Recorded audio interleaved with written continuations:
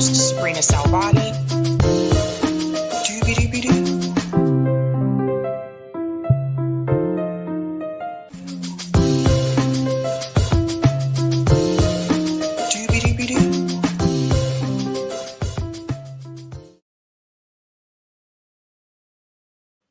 All right. Happy Tuesday, ladies and gentlemen. Welcome to Sabby Sabs podcast. I'm your host, sabrinasalvati.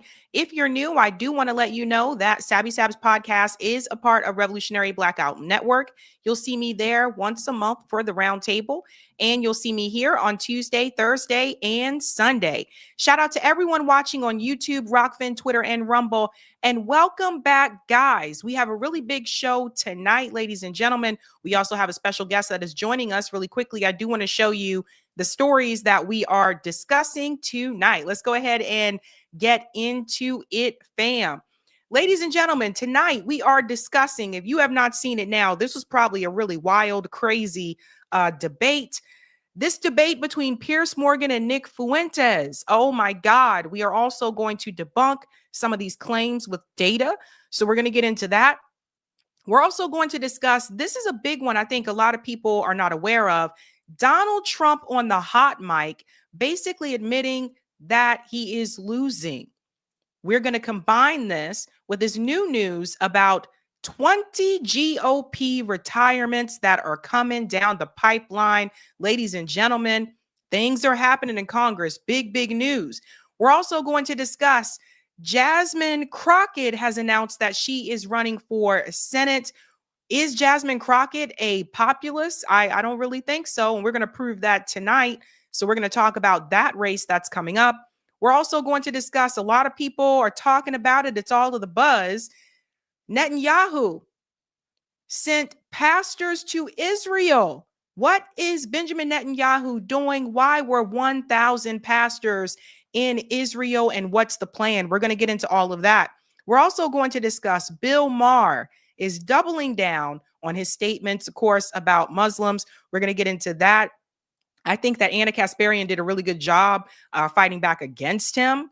We're talking about that story, and we have a bonus story tonight with our special guest that is joining us. This is a big one, especially considering the announcement that Pete Hegseth just made about military AI. So without further ado, let's go ahead and bring in our special guest. His name is Peter Byrne. He is an award-winning investigative science reporter. He has long uncovered corruption at the nexus of science and industry. Now in partnership with Project Censored, Peter Byrne has launched Military AI Watch, a groundbreaking 10-part series that will run monthly on Project Censored website. Let's go ahead and bring him in. Welcome, Peter. Thank you so much for joining me. Oh, thanks for having me. Pleasure. All right. So this comes at an interesting time. Like, I know we had planned this interview a while back, but recently today, there was an announcement that was made from Pete Hegseth, Mr. War Criminal himself. Everybody needs to see this about military AI. Shout out to More Perfect Union for sharing this. Listen to what Pete Hegseth just announced. The future of American warfare is here, and it's spelled AI. As technologies advance, so do our adversaries. But here at the War Department, we are not sitting idly by. Under the leadership of President Trump, America will lead the charge on this technological transformation by revolutionizing the way we win. And that's why today we are unleashing GenAI.mil. This platform puts the world's most powerful frontier AI models, starting with Google Gemini, directly into the hands of every American warrior. At the click of a button, AI models on GenAI can be utilized to conduct deep research, format documents, and even analyze video or imagery at unprecedented speed. Building on the great work of Undersecretary Emil Michael and his team, we will continue to aggressively field the world's best technology to make our fighting force more lethal than ever before. And all of it is American-made. The possibilities with AI are endless. Now, let's get to work. Okay, so it's here. Military AI. Peter, I want to go ahead and bring you in here. Your comments there about Pete Hegseth's statement, and then I want to get into your series for Project Censored.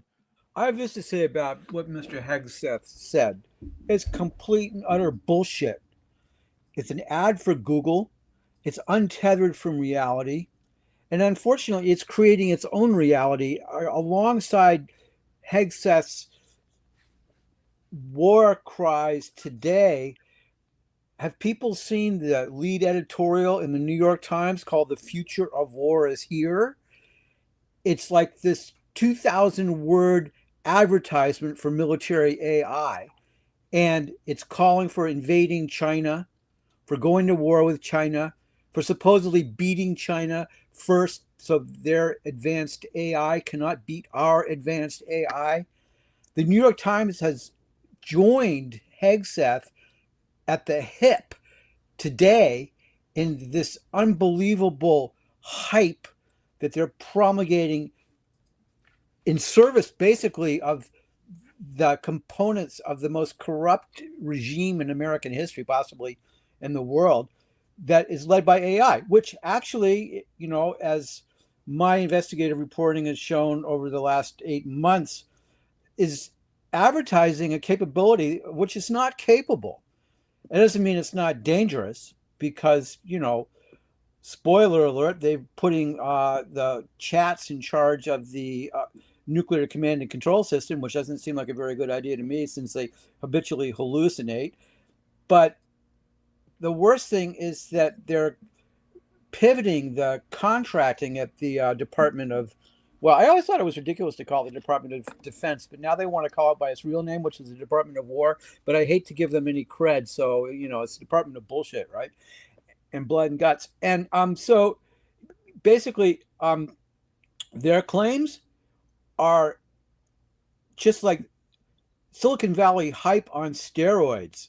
I mean, that was an advertorial that had no empirical content, that was completely untethered from the reality of what the military is actually doing, but which is sending a signal to politicians, to people, to Silicon Valley, to investors that they better get on board with military AI. And one of the reasons that they want to send this signal is because the American economy is on the verge of collapse. There's obviously a recession in the works. It will happen. It's like the law of gravity. And the only thing sustaining it is this overinvestment in AI in general. What they have learned through, trying to market ChatGPT and Anthropic and Claude and all the rest of them is that consumers don't really like to pay for them. Only 5% of ChatGPT's users, and I think there's supposedly 800 million of them worldwide, actually give them any money. So the corporations like OpenAI and Anthropic and their sugar daddies, which are Amazon and Microsoft and Oracle, have committed so much money, like well over $1 trillion, to building out these data centers, which they need to keep AI alive because it uses vast amounts of information. It's very polluting. It's a greenhouse gas disaster. And these data centers will never be built for reasons that they're unsustainable. And you've got a huge AI bubble that even the Financial Times and the Wall Street Journal are warning everybody about. It's going to bust, and yet it keeps going, and it will keep going until it busts. But the companies are made this huge pivot, like Google and OpenAI, both famously at their inceptions claimed they would do no evil and they would never make programs that would kill people. But then they pivoted a few months ago on that completely. Actually, over the years, Google pivoted a long time ago. And so now they're looking to sustain their bottom lines by opening the tap of Department of War funding. And since the Trump administration is loaded up with all these Silicon Valley avatars, like the science advisors or Michael Kratos and David Sachs and people like that, all, people that have made millions and millions of dollars inventing these types of applications for military uses. They are opening up a tap to try and sustain their inevitable bankruptcy by getting as much government money as possible. And so it's really not a surprise that at this moment of desperation of the AI corporate community You've got this Fox News guy that's in charge of the Department of Military Spending. I think that's a better name for it. Department of Military Spending, Department of Corruption. Actually, let's call it the Department of Corruption, because it can't even be audited, as we all know. Doing like an advertorial. It was like Crazy Eddie, right? Get on the military AI wagon. But the markets aren't buying it. Corporations, studies by McKinsey and Gartner and others are showing that the corporations that jumped on getting these large language models, trying to replace their back office workers and their customer representatives and people like that, and some of their accountants, it's not working out. Because unlike traditional artificial intelligence, which is something we can talk about, the large language models are not based in logical rules. They predict the proximity of parts of words to other parts of words in these vast databases that they train their chips on. And the database that they train most of the chips on is actually the internet. We're talking about Wikipedia, we're talking about Reddit, we're talking about all the garbage that's on the internet is actually trained the capacity of these large language models to do their impersonation of natural language, because they're not actually intelligent, they're not actually talking to us. So that's my initial reaction, Sabby. Yeah, it's I've been warning people a little bit here about AI, because I know AI, I see AI as a tool. It can be used for something that's positive or something that's negative. And this whole military AI watch, to me, it's something we've been kind of like, screaming about over here, as to the US government using technology in this way for war. And I know that you talked about this, and I want to show people your work here. We had this here. Military AI Watch: The Dangerous Militarization of AI and the Profiteering Behind It. For those who are just joining, Peter here, he has produced a 10-part series called Military AI Watch, where he really broke a lot of this down.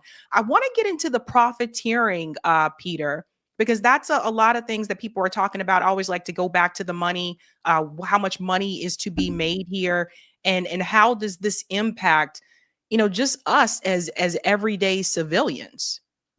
Well, it is all about the money. And, the first article I wrote, there's a 10-part series. The last one will be in January. There's been 9 published to date. And the first one was called One Ring to Rule Them All. And that is a reference to The Lord of the Rings by Tolkien, because Peter Thiel, who basically has jump-started the fundamental components of the AI, military AI universe, which would be Palantir and Anduril and a number of related military AI startups and corporations, is a Tolkien freak. He somehow thinks that he names all of his companies after Tolkien. Anduril is some sword in The Lord of the Rings, and Palantir is a seeing stone, stuff like that. Basically, I think of him as he's actually the Dark Lord Sauron when you get down to it. He's behind a lot of stuff, including, his mentee was J.D. Vance, who happens to be Vice President of the United States right now.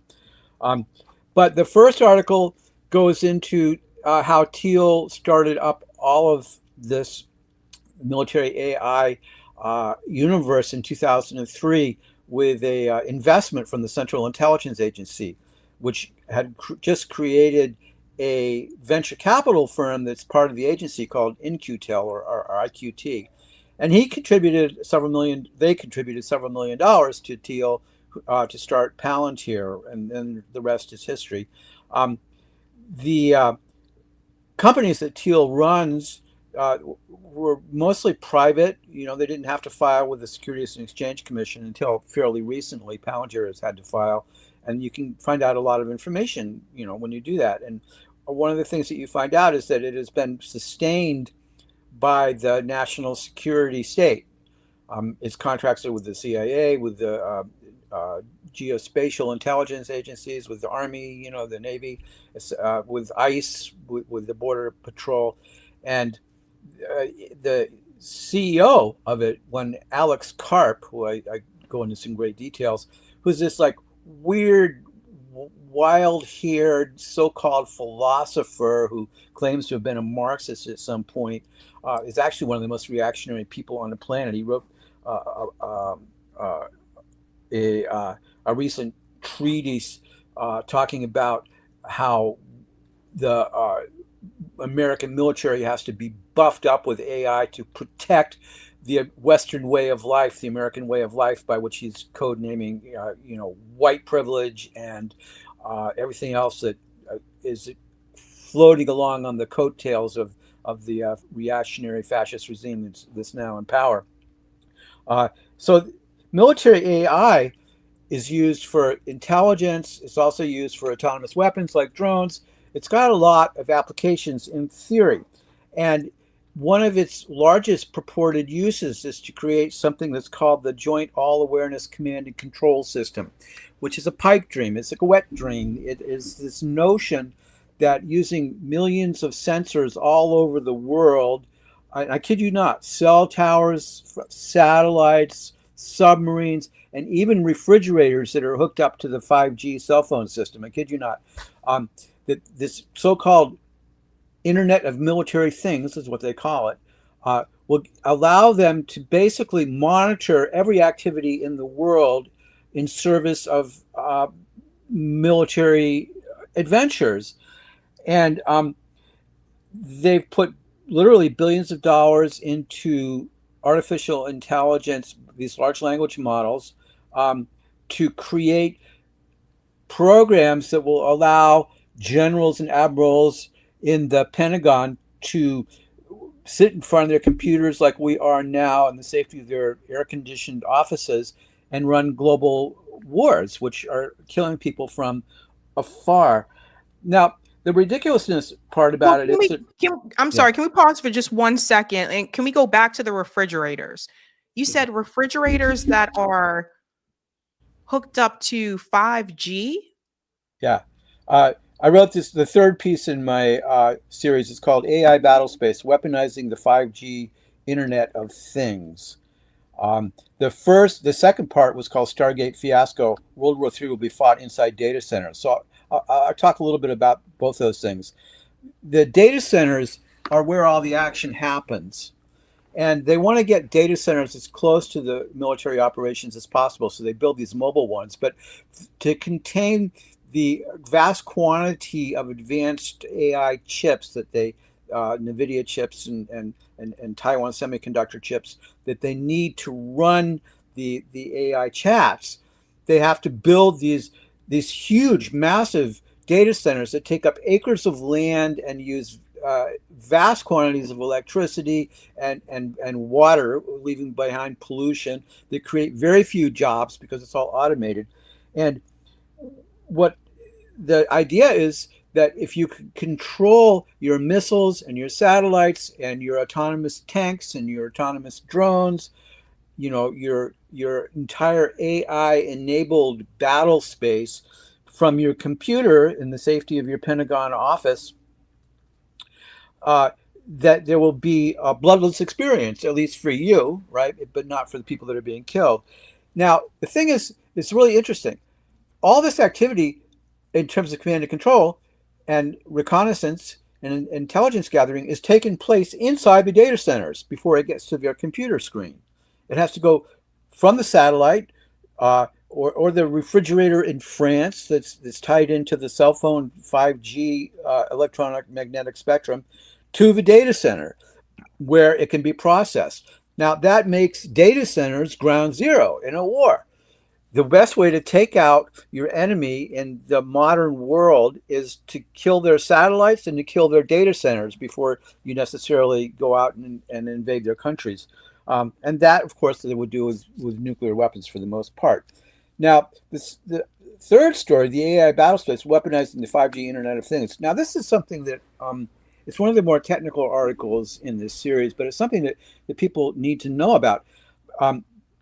There has been a huge conflict in the United States for decades between the Department of Military Spending and the cell phone companies over who gets to control the portion of the electromagnetic spectrum that is most propitious for cell phone signals. that is called the 5G spectrum. It's from 3 to like 5 gigahertz, if you want to know. And it is a portion of the spectrum where cell phone tower communications are maximized, because if you want a signal that can go through buildings, you have to have a very high frequency. If you want a signal that can go very far distances, you have a low frequency.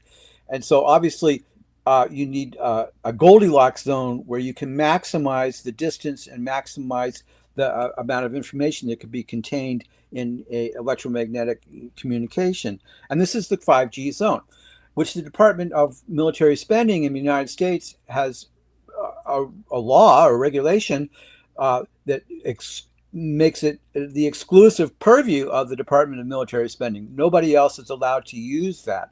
And the cell phone companies are really pissed off, because cell phone service in the United States is actually worse than it is in a lot of countries, because other countries don't have that restriction.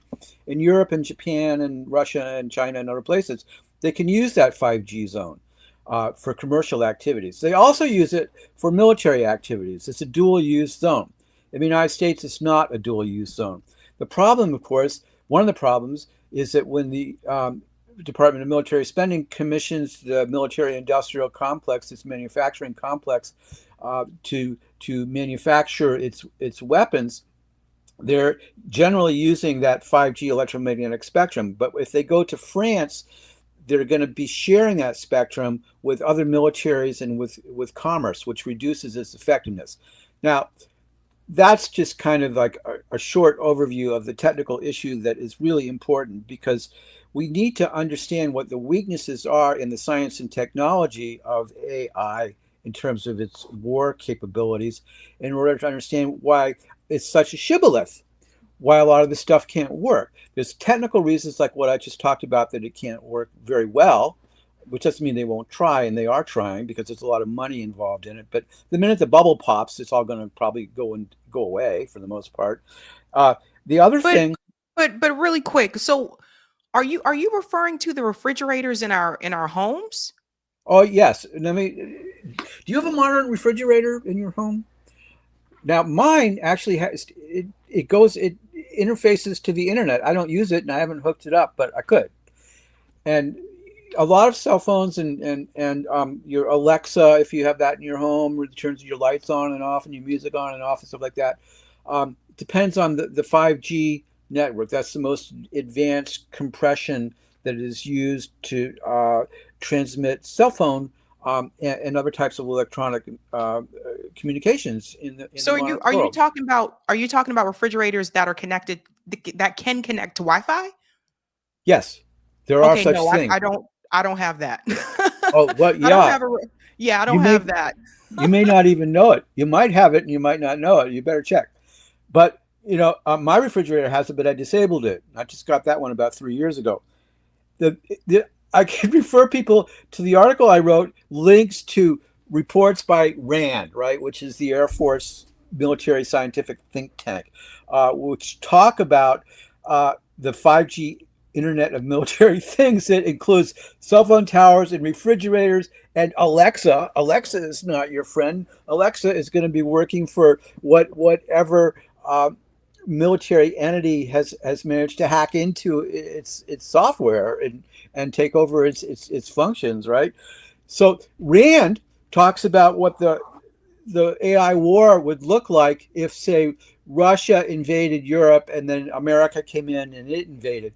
And what would happen is that, a lot of these instruments of war, the satellites and the drones, are dependent upon being operated through the electromagnetic spectrum. They have to receive radio wave signals in order to operate for the most part. It's very hard for them to be completely autonomous, because they're constantly having to pick up signals from space, GPS, global positioning signals to know where they are. And then they have to transmit pictures of what they see back to some computer or even maybe a person to figure out if they should kill that entity, that was a tank or another person or a cafe with a Hellfire missile, whatever. But the electromagnetic spectrum has been shown in Ukraine, which is a test laboratory for modern war, the electromagnetic spectrum in warfare is extremely easy to jam. It is almost impossible to keep the enemy from jamming your AI, electromagnetically dependent war devices. So one of the things that happened in the Ukraine, for example, which, you've got people like Eric Schmidt from Google and others that I talk about in my series are invested in Ukrainian drone companies like White Stork is one of the names of them. They're desperately trying to figure out ways to enable drones that carry explosives to not have their instrumentation jammed by these big jammers, which are like, kind of radars that blast out signals that make it impossible for an electric device to operate, or that fries the innards of it, in fact. So in the Ukraine, both sides have resorted to sending drones that trail these very, very, very thin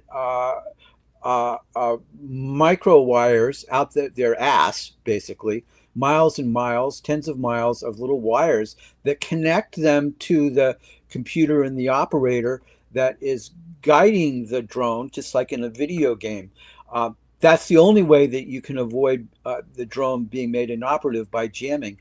It's basically to have it extrude a very thin, very long wire behind it as it flies, at 500 miles an hour.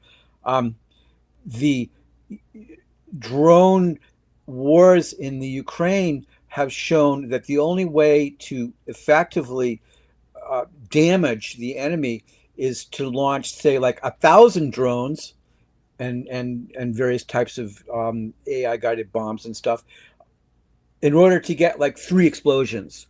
So there's like 10,000 drones a day are being launched by both sides in the Ukraine, and only a handful of those are getting through the electromagnetic jamming spectrums.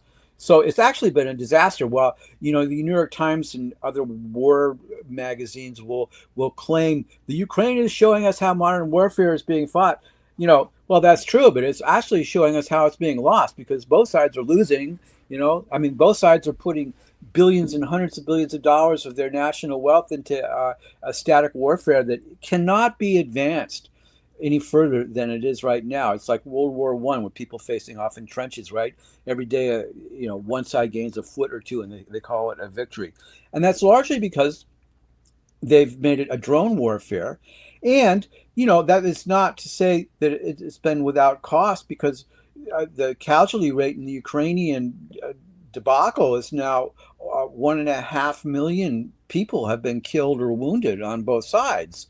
This is this is a Holocaust type situation. This is even worse than the death toll in Gaza, right? Which is a genocide. So, these claims that the Silicon Valley oligarchs and their puppets like Hegseth are making, that the Ukraine has shown us the way forward, are really specious claims. And when you get into, as I do, talking to actual people in the military who are appalled by this, you learn that there's other types of obstacles that keep it from being implemented. Just to give you an example, notoriously, the various divisions of the Department of Military Spending, the Army, the Navy, the Marines, the 17 intelligence agencies, et cetera, they all have their little kingdoms, their little funding kingdoms. They all have their favored contractors, like the Air Force likes Northrop Grumman and Boeing, the Navy likes Lockheed, et cetera, et cetera. So what has happened with this joint all awareness command and control system contracting is that each of these divisions, the Army, the Navy, the Air Force, has its own contract for its own all-domain system that is let out to its favored corporation. And guess what? Those programs do not talk to each other. They are what are called stovepiped. Because these corporations compete with each other, they're not sharing their information and technologies. So they each have their own proprietary all-awareness domain command and control system, right? But they don't talk to each other. So the Navy and the Army, if they're in a war, together against their so-called adversary aren't going to actually be able to have their amalgamated space, their battle space that they can share and make decisions about, because they're going to be software that doesn't communicate with each other. And people in the Department of Military Spending are very much aware of this, which is why the inspector generals and others that are left to actually do analyses of these programs. The General Accounting Office, for example, time and time again are coming in and saying, this is not working. This push to put all this, $1 trillion into fast track it into AI spending. They want to bypass their traditional modalities that the Department of Military Spending uses, which is, to have competitive bidding and to some degree and oversight as they go along and audits and things like that. They don't want any of that. They just want to give Anduril or Palantir or, any number of weaponized startups carte blanche. They want to give them here's $500 million. Give us a drone that can get past the jamming mechanisms in the Ukraine, or give us a terrorist identification system that we can use in Gaza to identify terrorists walking into their houses. Gospel and Lavender, the programs that Microsoft and Google and Amazon have enabled the Israeli military forces to use in their genocide, are famously misidentify people. So it's, non-combatants, women and children, and people that are, not in any way members of Hamas, that are most of the casualties in Gaza. And a lot of that is due to these programs that are inefficient. So the short story is, and I've written 9 pieces so far, it's half a book already. It'll probably be a book at some point, explaining, one, why these things don't work as advertised, why they cannot work as advertised, and 2, why they're being shoved down our throats because of the political power that the billionaire class and their little ass suckers bring with them. Wow. Very, very, very powerful stuff there, Peter. And it just makes me wonder, I look around at all the technology and how things are changing. Like, all the TVs now are like smart TVs. Like, everything is just, I don't know. I feel like they're bringing us closer and closer to a real life version of Minority Report. And well, it's funny because this whole notion of privacy was really basically invented by the Industrial Revolution, 500 years ago. Before that, people existed in communities and everybody knew what everybody else was doing for the most part. But corporations really, in capitalism, decided it liked this notion of individual privacy because it didn't want other people to know what they were doing. They wanted to hide their activities under the cloak of privacy, as corporations do and as criminals do. But, I'm of 2 minds about this. Yeah, one, I don't want to be observed by these people that are just mining me for my data and commercial possibilities for their uses. But 2, let's have, if the populace is going to be surveilled, then why can't the corporations be equally surveilled? I want to know exactly what goes on in the boardroom of IBM every single day, because I know damn well they know what's going on inside my office. Well said there, Peter. That's the question right there. Peter, thank you. Thank you so much for your time. I do want to show people again, just one more time. Again, follow Project Censored. And Peter's series is called The Military AI Watch. It's a 10-part series. So definitely check that out. Eric, if you can share the link for that in the chat with everyone. Thank you. Thank you so much. And Peter, thank you. Thank you so much for your time. Oh, it was a pleasure. Thank you. Bye.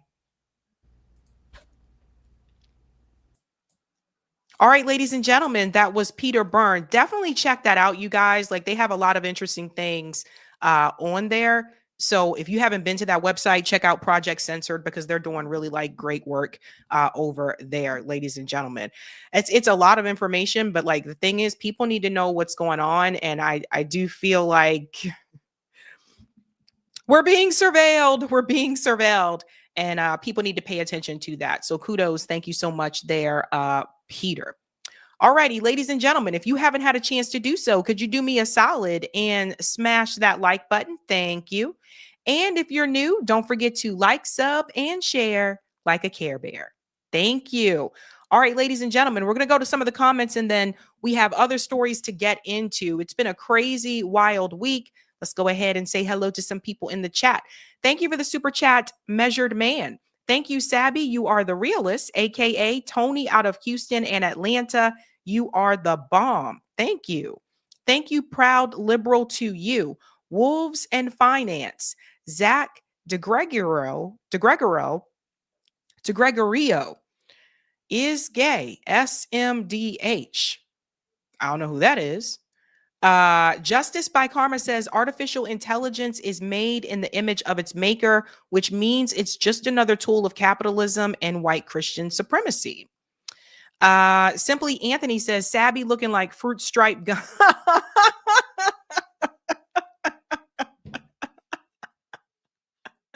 I love you, Anthony. Think of that when I put it on. Thank you, Measured Man, for the super chat. Check out Worst 16 Hours of AI when Grok went off July 25. We teach AI. If we don't push back, rules equal mirror. Dangerous, in my opinion. It's the beast. Don't miss 8K hours of fired. X fired the CEO. Still no fix. Interesting. Shout out to Tip, says no Alexa either. No Ring. I don't want none of it. Worked for the cable company for years. If it sends signal and needs return, it can record you full stop. Wow. Shout out to my comrade JB, says Edward Snowden was definitely onto something. I guess he was. I guess so. Let's go ahead and get those comments on Rockfin and we'll keep it moving, ladies and gents. I can't get the fruit stripe gum out of my head. Thank you for the tip on Rockfin, Roger Meadows. Sabrina, love the fruit. Love the fruit stripe gum girl from the commercial pages of those old Marvel comic books from the 70s. Either that or you've been hanging out with JB too long. Jokes. Thank you, Dave, for the tip. Thanks for this report, Sabby. You are welcome. I'm going to be stuck on the fruit stripe thing for the rest of the show. That's funny. All right, ladies and gentlemen, tonight's theme is duped. And we're going to try our best not to be duped. First and foremost, let's go ahead and give a shout out to everyone who is a Sabby patron. I feel like a stick of gum.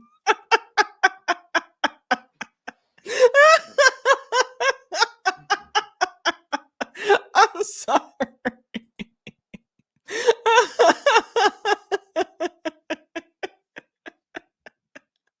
Oh my God. Everybody's cracking up. Okay. Shout out to everyone who is a Sabby patron. Thank you guys so much. Really do appreciate your support. If you're interested in being a Sabby patron, I have Ultimate Sabinators. There's Sabsters. Okay. There's also Sabbies. I'm going to be laughing all night now. I didn't even think about that when I put the shirt on.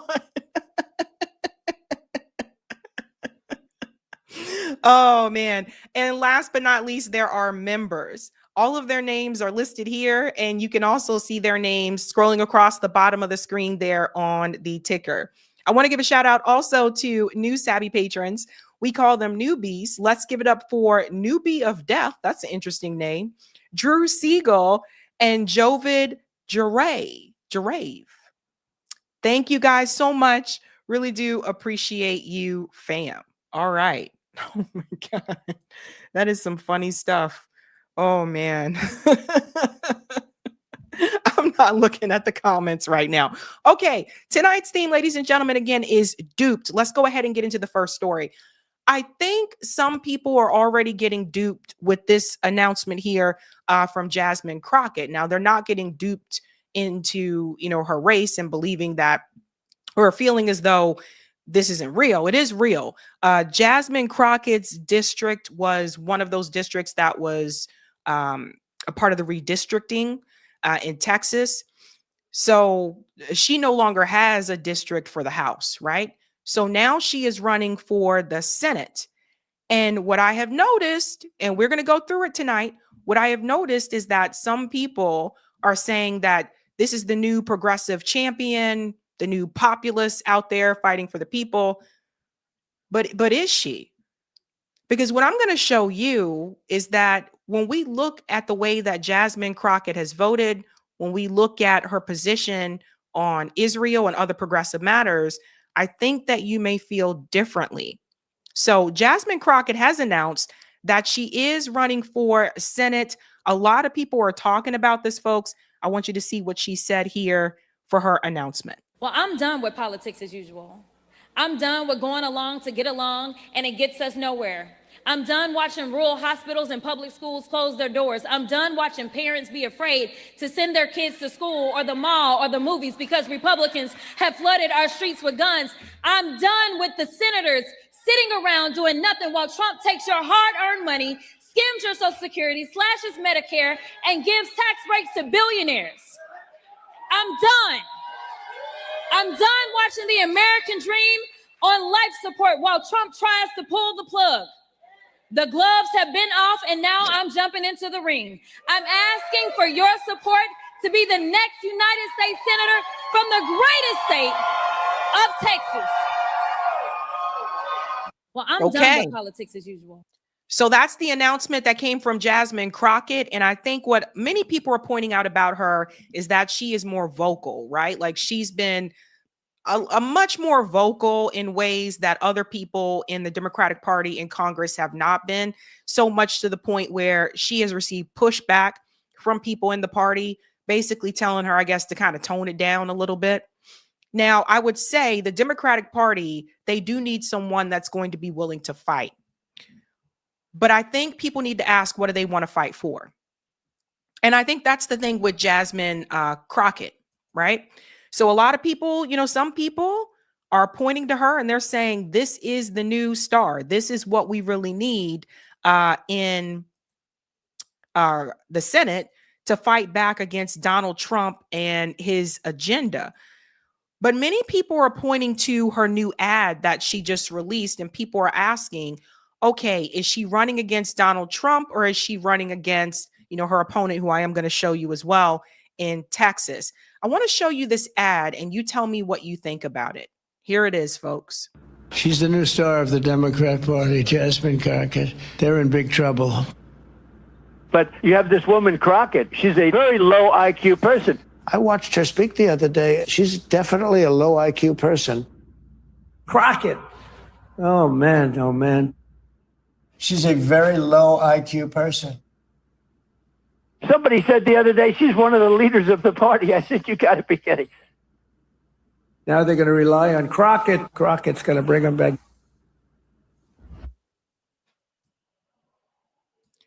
So that's her ad. And some people saw this and they said they thought that this was brilliant. Others saw it and they said, okay, this is great if you're running against Donald Trump, but you're not running against Donald Trump.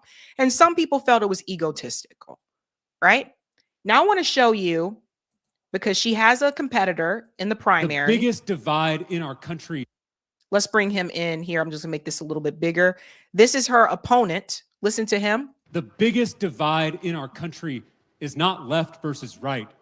It's top versus bottom. Billionaires want us looking left and right at each other so that we're not looking up at them. The people at the top work so hard to keep us angry and divided because our unity is a threat to their wealth and their power. So their social media algorithms and their cable news networks tear us apart. They divide us by party, by race, by gender, by religion, so that we don't notice that they're defunding our schools, gutting our healthcare, and cutting taxes for themselves and their rich friends. It is the oldest strategy in the world. Divide and conquer. But we will not be conquered. So now that I've shown you both of those ads, because this is what people are talking about. His name is James Tallarico. So it's James Tallarico versus Jasmine Crockett. Which one do you think is going to resonate with people the most? The one where Jasmine Crockett is there blinking, and then she turns and faces the camera and Donald Trump is talking crap about her? Or the one with James Tallarico, where he is saying that they try to trick you into believing the divide is between left and right and it's really top and bottom? And don't get me wrong, I'm going to explain to you how both of them are establishment. But notice the message is different. So let me know what you think about that. What are people saying here in the chat? Susanna said white dude. Okay. His name is James. FM said the white guy. His name is James. Everyone's saying, okay, everyone is saying like it's obvious which message is going to resonate with people the most. So here's the thing. He put out another video where he said that he doesn't want to attack her. So listen to this. Hey, Team Tallarico, I just wanted to hop on here and record a quick video for y'all. Lots of news in the race today. On behalf of all of us, I want to welcome Congresswoman Crockett into the Democratic primary race. I chose to run for the honor of being your next U.S. Senator because working people deserve someone who knows how to fight and knows how to win in Washington. We always knew this was going to be hard, and I am so proud of what we've built so far. We've shattered grassroots fundraising numbers. We've built an infrastructure of 10,000 volunteers, just like all of you, who are already putting in the work to win in November. I am so proud of the community and the culture we've built here at Team Tallarico. We have always maintained that we are pro our campaign, not anti anyone else's. We will make the case for why we are best positioned to win this race in November and take power back for working people. But we will always treat Congresswoman Crockett with the utmost respect.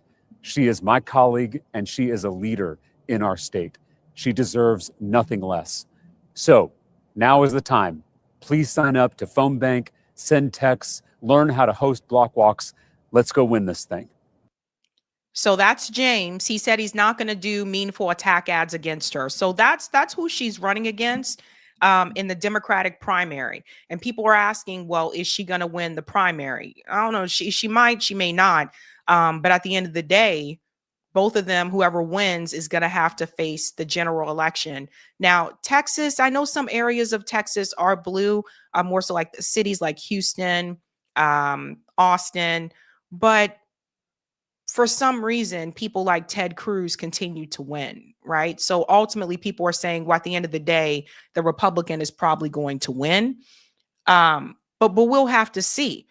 But when it comes to progressive and populist, and I see some people already starting to call it out, like Ryan Grimm is calling it out. Some people think that because Jasmine Crockett is very vocal, that she agrees with a lot of these progressive policies. And that's actually not the case. In fact, when it comes to foreign policy, I want to show you how Jasmine Crockett has voted. There have been organization called Lobbying for Palestinian Rights. They have been tracking her record. They gave her an F for how she votes in Congress when it applies to Israel. And so they broke this down by voting record, letters signed, co-sponsorship statements, and they gave her a total score of 28%. That's why they gave her an F. So I just don't want people to be fooled. I don't want you guys to be duped, right? So the de-escalation letter, she signed on to that. Urging bilateral ceasefire, she did not sign. The settler violence letter, she signed on to that. Statements, a statement condemning Rashida Tlaib saying from the river to the sea, she didn't sign on. Has called for a ceasefire? No. When it comes to legislation, standing with Israel as it defends itself against barbaric war launched by Hamas and other terrorists, she voted yes. HR 340, Hamas International Financing Prevention Act, she voted yes. Condemning the support of Hamas, Hezbollah, and other terrorist organizations at institutions of higher education, which may lead to the creation of a hostile environment for Jewish students, faculty, and staff, she voted yes. Legislation introduced but not voted on. calling for an immediate de-escalation and ceasefire in Israel and occupied Palestine. She did not sponsor that. Israel weapons sale, JRD, she also is not sponsoring that. So see, this is why I say it's important to look at, the records, and you can see other things here as well. The amendment banning funds to colleges with events that violate the IHRA definition of anti-Semitism. Nay. Calling on Hamas to immediately release the hostages. Yes. Affirming Israel's right to exist and denying that right is anti-Semitism. She said yes. Declaring that only Hamas unconditional surrender can save civilian lives. She said yes. So when you look at her voting record, 99.9% of the time she voted along with Israel and what they want.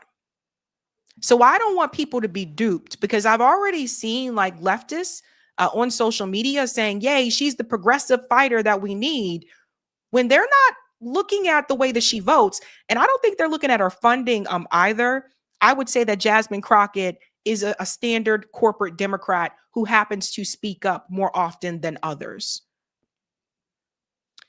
Listen to what she said here during an interview about Israel. Zed Jelani said, but at least Jasmine Crockett must be progressive, right? Here she says it would be one of the scariest things to stop giving taxpayer funding to Israel. Listen to this. So this was an interview that Jasmine Crockett was a part of. Listen to what she said here. Tired of us sending money to Israel. I understand. I also think that if people are going to vote as it relates to foreign affairs, which typically is not how people vote. People typically vote based on how are the gas prices treating me right now? How are my housing costs treating me right now? What's my job situation looking like? Those are the things that typically drive our elections and how people decide how they're going to vote. When you start talking about foreign affairs, if that is going to be kind of like the precipice for determining whether you vote or who you vote for, then I want people to really dig in to foreign affairs, right? Like, and ask the question, which I think is a fair question. I think it's a fair question of all the money, is to ask the question of, well, why do we send money to Israel? Like, what is that about? And learn about the fact that this is an allyship that existed before I was around, before, well, no, the president was a baby. So there have been allyships and there have been, partnerships and laws that happened before I was around, before she was around, that weren't always right. So just because something existed before we were born or before we were around doesn't mean it should continue. So let me let her finish. This is how I know she's got those pro-Israel talking points, because she did participate in that Israel trip. He was still around though.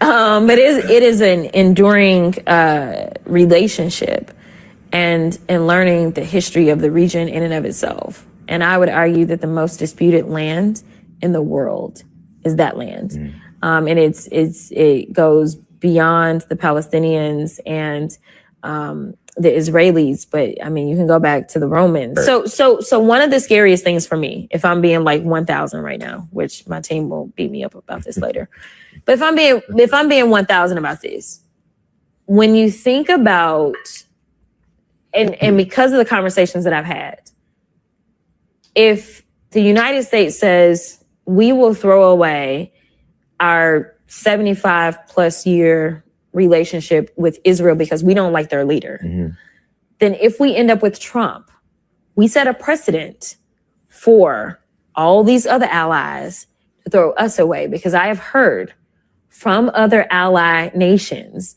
that they don't fucking like Trump, right? So we should continue to have an allyship with a state that is committing genocide against a group of people, because other allies may turn away from us because they don't like Trump. I'm really confused here. Like, this is really not a good look. And this is what I've been warning people about with Jasmine Crockett, because I already see people who are progressive and leftist cheering her on, and they're not telling people who Jasmine Crockett really is. I saw this happen with John Fetterman, and I tried to sound the alarm back then. Now, I didn't have as many subscribers back then, so a lot of people didn't see that video. But I warned people when John Fetterman was running for the Senate that he was pro-Israel. I warned people that I showed interviews where John Fetterman said during the interview that he was not progressive. Yet all these podcasters told people that he was, and he was clearly in interviews telling people that he wasn't. He was clearly in interviews telling people that he would support Israel at all costs. He did not show any sympathy for the Palestinian people. I sounded that alarm, and a lot of people came after me on social media because I was trying to warn people about John Fetterman. And now I'm trying to warn you about Jasmine Crockett. And I just hope people pay attention, because just because someone is, I guess, willing to stand up to the supposed opposition, right? Just because someone stands up to Donald Trump, just because they stand up to Marjorie Taylor Greene, okay, that's easy. That's the minimum. Obviously, if you're a Democrat, you're supposed to stand up against the Republican Party. If you're a Republican, you're supposed to stand up against the Democratic Party. That's the bar is like here. What people need to pay attention to is, are they willing to stand up against power? Are they willing to call out the leaders in their party when they're complicit in a genocide, or are they going to go along with it? And these are the things that people have to pay attention to. So Jasmine Crockett is pro-Israel. Let's continue. If we lose our allies, now I'm looking at the vulnerability of us, the people that elected me. And I am concerned about whether or not, like, we live in a bubble. You talk about bubbles, we live in a bubble. Because on both sides of us, we got water, and north and south, we got pretty decent friends, right? Like, we closer with the people up north than we are the people down south. But either way, we got friends on both sides, right? That don't mean that we are liked in this world. Like, a lot of people hate us. But it's about being able to flex. Like, oh, do you want to play with us? That sounds like pro-militarism. So yeah, why is it that some people in other countries don't like us? I don't know. Maybe because we're destroying their countries. Maybe because we've killed their people in their countries. Maybe it's because we steal their resources. Maybe because we're always wreaking war and havoc all across the world. So this whole idea of, do you want to mess with us? It sounds neoconish. Shout out to Zed Jelani for sharing that. And I'm telling you guys again, like, we cannot get down with the pro-war. No pro-wars, no neocons. Those days are done. So I just don't want people to get duped by her. And then I want to show people this, because let me tell you something, okay? Check this out. Ben Gravier and friends are wearing a noose to signal their support for executing detainees. Clearly designed to look like a yellow hostage ribbon at first glance, the heritage minister, Amachi, on the right, who oversees the ethnic cleansing of Sebastia. So this is who I want to be very clear about this, because we can't hold back. All these politicians that are supporting Israel, this is who they are supporting. And so my message here, especially to the Congressional Black Caucus, the CBC, the Congressional Black Caucus, that is very pro-Israel and prioritizes Israel above the needs for the Black communities here that they represent. They are very pro-Israel. This is who you're siding with. The administration that's wearing this pin that's a noose.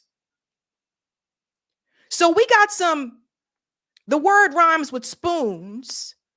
We have some spoons in Congress. We have some spoons in Congress that are going along with different forms of supremacy and disguising it under religion and saying we have an allyship with them because we have a shared interest. I don't have a shared interest that is this. So everybody remember this. When you hear all the other, especially the Black politicians say that they have undying support for Israel.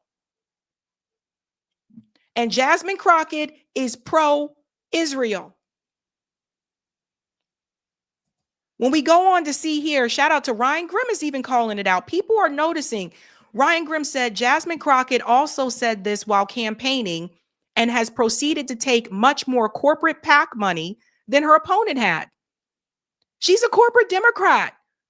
I'm not going to let people sell her as a grassroots populist candidate when she's not. I saw people do this with John Fetterman. It was a lie. It's a lie that Jasmine Crockett is this populist grassroots candidate. She's not. And this is what Ryan Grimm is talking about. She shared this special interest and PAC money accepted by the opposition over 191,000. Jasmine Crockett, 0. That was back in 2020. But to Ryan's point, she went on to take more corporate PAC money than the opposition that she was running against. So I'm not letting my viewers get duped. Because I see a lot of people falling for her. And I'm like, wait a minute now. Do you know who this person really is? Karthik called it out. Jasmine Crockett waded into the NYC mayor election against NYC DSA and put her thumb on the scale against Zoran. New Yorkers and NYC DSAers should return the favor in Texas. So that's what Karthik is saying there. She endorsed Adrian Adams. She's a corporate Dem. I don't know why people try to make her out to be this progressive, because she's not. Let me pull up the video here from Blakely, because I think Blakely summed it up very well. Because Blakely's not falling for the BS. Let's go ahead and bring this in here. You know what really bothers me about Congresswoman Jasmine Crockett running for Senate in Texas is not the fact that she ran this really embarrassing, incredibly narcissistic ad that basically is just about herself, or the fact that Texas very much is still a red state, so it's unlikely that a Democrat is going to win for the Senate there. What actually really bothers me about it is how willing progressives are, my fellow people on the left, to quickly abandon everything you claim to stand for just because you like someone's personality. I saw this article and I was like, is this a fucking joke? Jasmine Crockett's bid for the Senate is the latest sign of a Tea Party style revolt for progressives? Yeah, you can't call it a Tea Party revolt and then run like a standard corporate Democrat pretending it's an insurgency. Democrats literally do this every fucking cycle. Stop falling for it, because voters are angry. Every time you lie to them and con them, you lose more permanently. Proving what. Yes, that part there is so important, right? Like every time you try to con the voters, you end up losing them. This happens. We saw it happen with John Fetterman. You see it happening also right now with Donald Trump. But does everybody see what's going on here? Stop lying to people about who Jasmine Crockett is. Just be upfront about it. She's a corporate Democrat. She takes a lot of corporate PAC money, even though she said she wasn't going to, and she ended up taking it anyway. She's pro-Israel. And here's the thing. I looked it up. Jasmine Crockett doesn't even take money from AIPAC. She's doing it for free. Hell, that's even worse. So we can't just look at the politicians and say, oh, do they take money from AIPAC or not? Those that have been in office, we have to look at the way that they have voted when it comes to that legislation. Once again, that you've learned shit from the last election. You can cope and seethe about it all you want, but the fact of the matter is, Jasmine Crockett is a very standard conservative corporate Democrat. Just because she's good at trolling Trump and she's got a good media presence doesn't make her a progressive. In her first run, she was heavily propped up by the crypto PACs, the same ones that support Trump. She also went on one of those paid pro-Israel trips where they do propaganda with the IOF war criminals. It's actually a video someone compiled 15 minutes straight of her dodging questions about the Israeli regime and refusing to say we should stop funding them. Some people will be quick to point out, well, she doesn't take money from AIPAC. This, absolutely unacceptable. The whole point of criticizing people from taking money from AIPAC is that they're being bribed to support the Israeli regime. Doing it for free doesn't make it any better. She always votes with the Israeli regime in their funding. She also bragged against her opponent in 2020 that she wasn't taking corporate PAC money and then promptly went on to take a ton of corporate PAC money. Before you think that there's hope for another candidate in that James Tellerico guy, you would be mistaken. Because while you'll hear people say, he's a nice pastor's son that's running against against corruption in the billionaire class and the corporate interest. Yeah, about him. He has really close ties to Miriam Adelson. Yes, that Miriam Adelson has taken tons of money from her affiliated PACs. So as you can see, they're both corporate. That guy's connected to Miriam Adelson. And this is where I say, the Green Party should be all over this. This is where I say the other third parties, they should be all over this and offering people an alternative to Jasmine Crockett and this James dude. That's what I'm saying. Or there needs to be an independent. They should be all over this because they're both corrupt. Both of them. It doesn't matter that she stands up to Donald Trump. Hell, that's easy to do. A 12-year-old can stand up to Donald Trump. So everybody pay attention now, because I've been noticing some people starting to move a little bit from the left to the more centrist side, because they're just like, oh, well, this is all we got, so I'm just going to go with all we got. What happened to not supporting people that are pro-Israel? Everybody was all about that jazz. It seemed like 2024 and even a couple months ago. But now I'm starting to see people who said that, who obviously getting paid very well, that are now starting to say, oh, well, this is what we got, so let's just go with it. No principles at all. No to him too. I've said it before, but I'll keep saying it. Some of us who said that we were not going to support candidates who vote to fund Israel's genocide meant it. And by the way, those of you progressives who claim to be against corruption and want change and then prop up Democrats like this, all you're doing is showing to the entire electorate that you're full of shit, that you have no principles, and that it's more the same and they shouldn't trust you. We all already know that the corporate Democrats, the Democratic Party at the national level, are hacks, are corrupt, are full of shit, have no interest in changing, nor any interest in learning the lessons from the last election. But it's really disappointing and quite yikes to see people who are on the left and progressive who said that they were going to stand on business when it came to corruption and change and defunding Israel and holding the old guard Democratic Party accountable, completely abandon all those stated principles because they like her personally. Not just that, but because they got the call. Not just that, but because they got the call. If you want to get invited to said events, you need to, support the Democrat person and support the party at all costs. So this is why I said, wait till 2025. That's why I said that last year, because I warned people that some of these people that are telling you we're not going to support any candidates to take like pro-Israel money. We're not going to support any candidates that are pro-Israel, or of course, voting to send like more weapons to Israel. We're not going to support those people. That's why I said wait till 2025, because I knew that the moment that Donald Trump got into office, people would change their tune. Some people are changing their tune because they generally feel, well, we just got to fight back against Donald Trump. Others are doing it for money and opportunity. So I am pleased begging everybody this time around to not be duped. Now, people ask, well, what are we supposed to do? It's only her and that other guy. Again, I would go back to, this is where the third parties should be stepping up. This is where independents should be stepping up to give people a real, true left alternative. But don't get duped, guys. Don't get duped about this one. Let's go to some of the comments here, ladies and gents. Hey.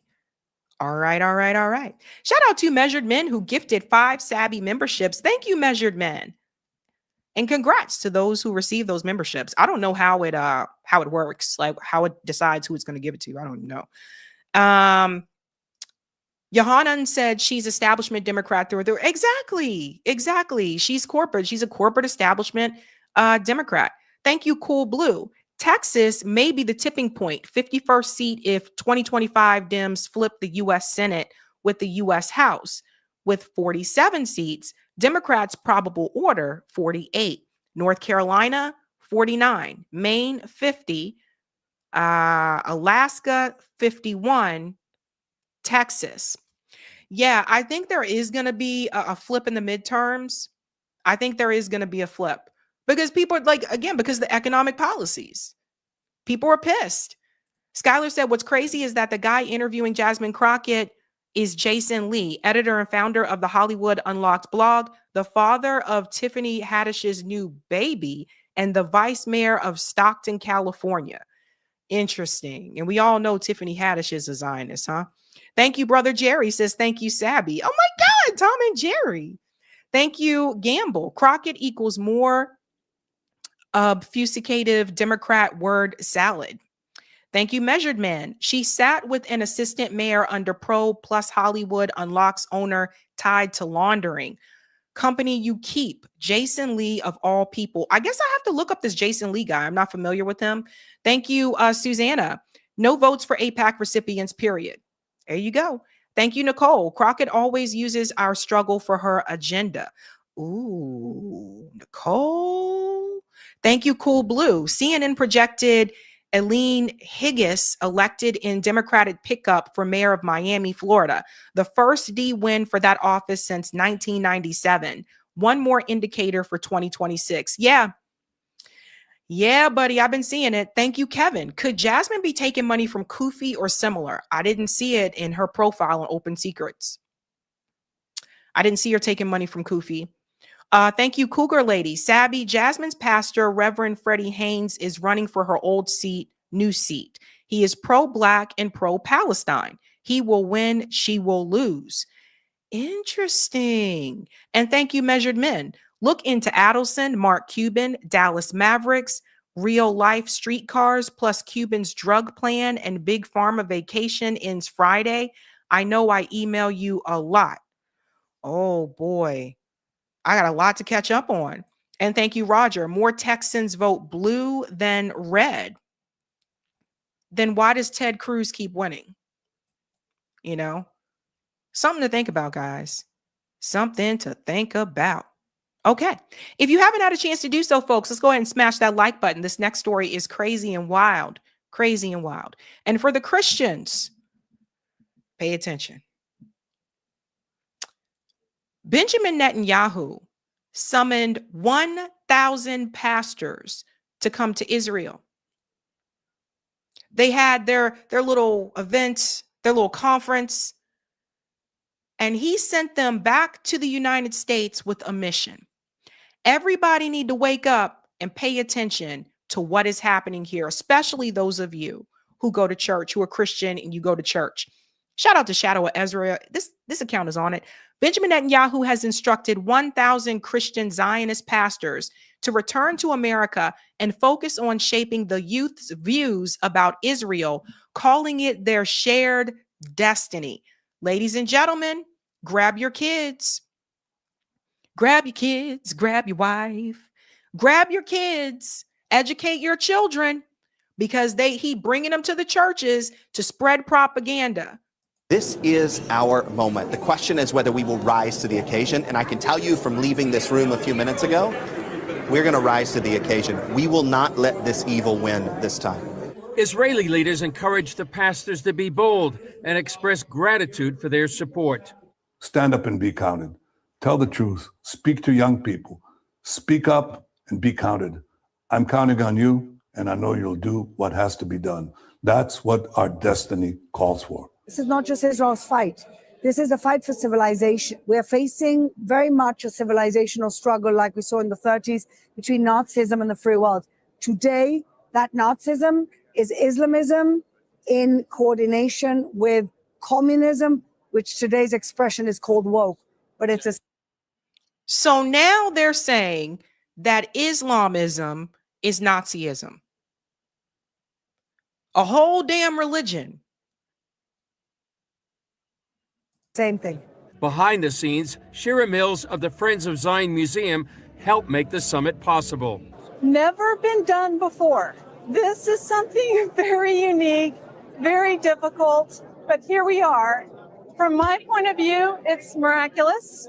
The vision going forward, recruiting 10,000 more pastors in the next 36 months. Because there's a lot of misinformation out there, a lot of young people that are not for Israel, and they're just getting the wrong information. So our whole idea here is to reach the youth of America and around the world and just show the truth. To reach the youth of America and around the world.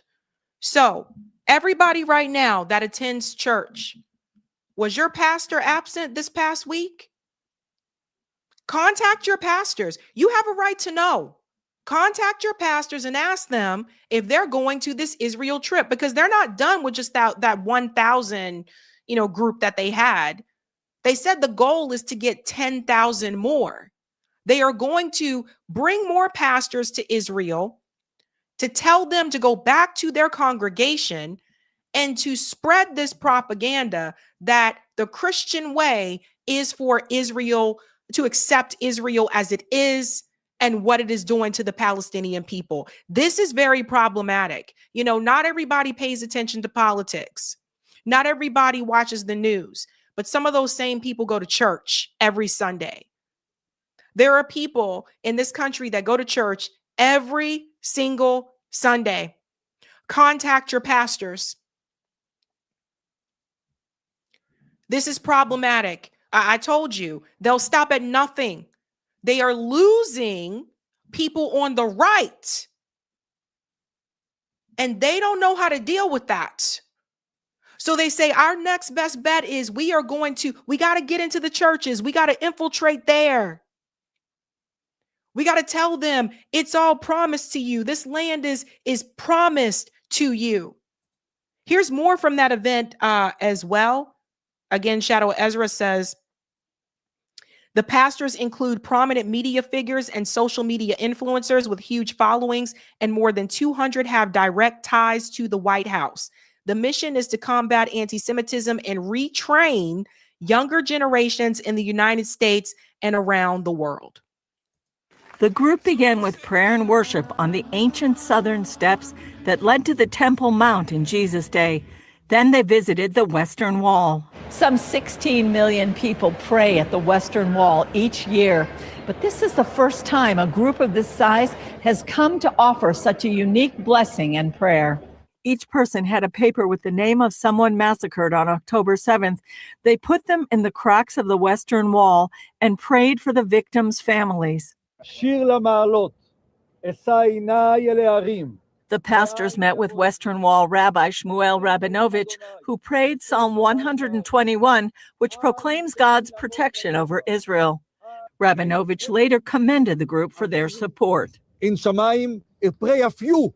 God bless you. They're a group that came to confirm the friendship between America and Israel, to confirm that this world is a world that the Holy One created for good, to reject evil, to be against those who want to do evil and not good.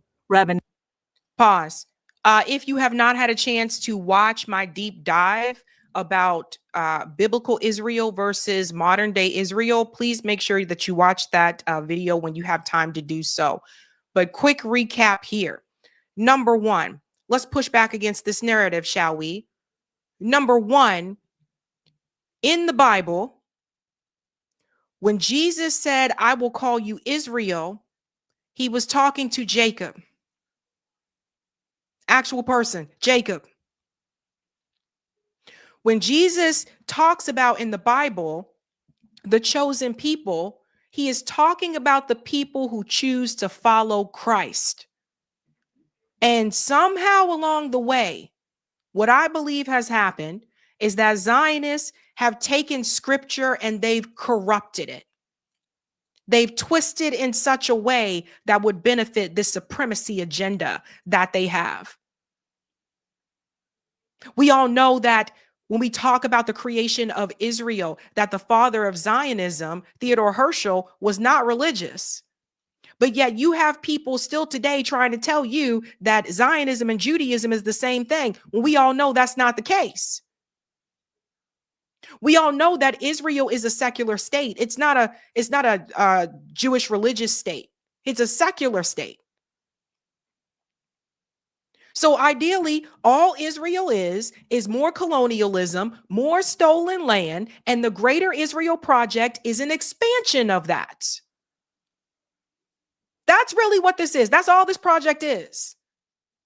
And they are using religion and this promised land to excuse it all, to excuse the killing, to excuse the genocide, to excuse exterminating the Palestinian people, expelling the Palestinian people from their land. That's what this is. It's one of the greatest tricks in the world. And one of the ways that they've been able to do this is by convincing the church. So if you have the evangelical Christians believe what they're telling you, that Israel has to exist there, that it can only be for those people because they are the chosen people, then you get all these other followers to back you. So now you not only have the support of the Israelis and those who believe in the state of Israel, but now you also have the support from the Christian community. There's just one problem. Things have been changing since the genocide in Gaza. And now you have Christians who are asking the question, wait a minute now, you out there killing kids. How is this okay? How is this Christian like? It's not. Let's continue on. Novich told CBN News that Israel and the Jewish people cherish and appreciate the support from the U.S. government and the nation's Christians. We want to say thank you to them for supporting us in so many ways. It's a period when so many people want to hurt us and kill us on the 7 fronts we're fighting, and America stands by our side. These 1,000 leaders will bring our message of thank you to the American people. People on the tour said they'll return with testimonies of Israel's importance to America and the world. See? So all 1,000 of these pastors that went on this trip, in my opinion, they need to register with FARA, because they're now working on behalf of another country and another government, because Benjamin Netanyahu is the prime minister. They didn't want to release the names. It was supposed to be discreet. Why not? Because if they're not doing anything wrong, why are you trying to hide the names? Then they're coming for all of you. They want all of you to be propagandized. And I'm going to go ahead and sound the alarm now and let you know. Some of you, if you have a Bible and it's an old Bible, make sure you keep it. Let me tell you why. Different translations of the Bible do exist. Newer versions omit certain scripture. So it depends on which translation you have. If we're even talking about the original Bible or whatever you deem is the original Bible, remember there are books that are missing from the Bible. Why are those books missing?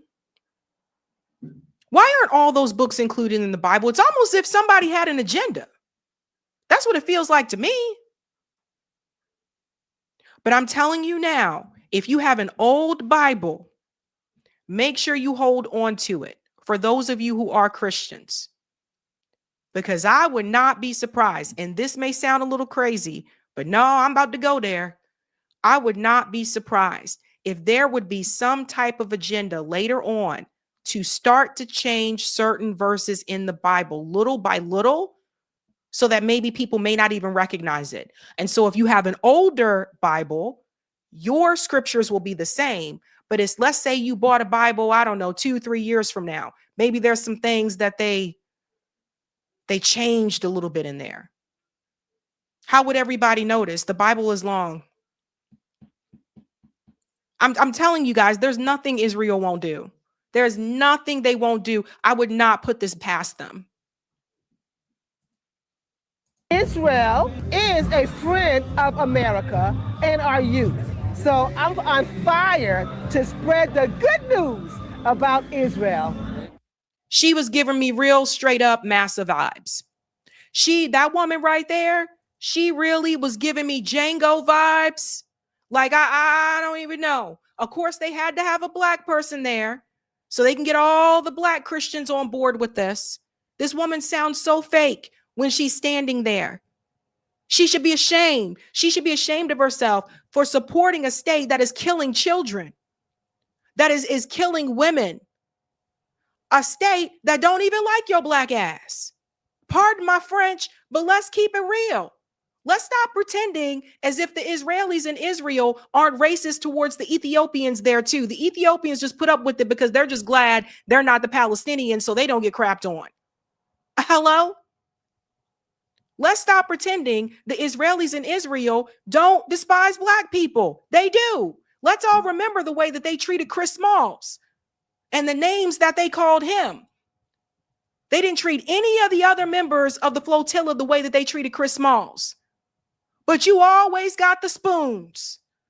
You always got the spoons. Like I said, the word rhymes with spoons, and I can't say it on here. You always got the spoons who are willing to go along with that type of agenda, even if they know it's wrong, selling out the whole damn people. And she cheesing a little too hard for me. You're smiling too hard, honey. You're smiling too hard. Israel's God's place. Jerusalem is God's place for God's people, and we need to support them. We need to back them, and they need to know that the evangelical community is their best friend. And there it is. There it is. Oh, it's got to be the place for them. Oh, we need to back them and we need to support them.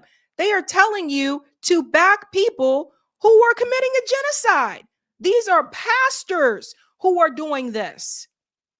And it may have to come to a point, and some people may not like to hear this. It may have to come to a point where, guess what? You and your family and your kid, you may have to grab your family and you may have to say, from now on, we're going to do our own church at home. Or we're going to have to find another church. Because they are calling all those pastors. You think they're going to stop at 10,000? These churches are going to be infiltrated. And they'll be spreading this vicious, sick, disgusting propaganda. And for the black pastors, you know, you guys just know, just miss me with all of that. For the black pastors, you're really showing your whole ass. All of it. Not one cheek, both. But this is what's happening. Hallelujah! Hallelujah! Julie Stahl, CBN News, the Western Wall, Jerusalem. Imagine going over there, considering everything that is happening right now and saying, oh, we're doing this for the Lord.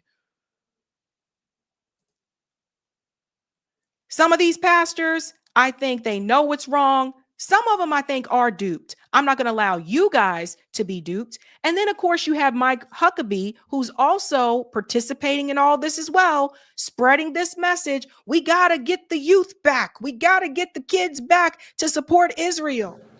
But I say to you that those who are saying things that are negative about Israel that are not true, they have the free speech right to say them, but you have the free speech responsibility to push back, stand up, speak up, and say, not in this country. America will not stand silent.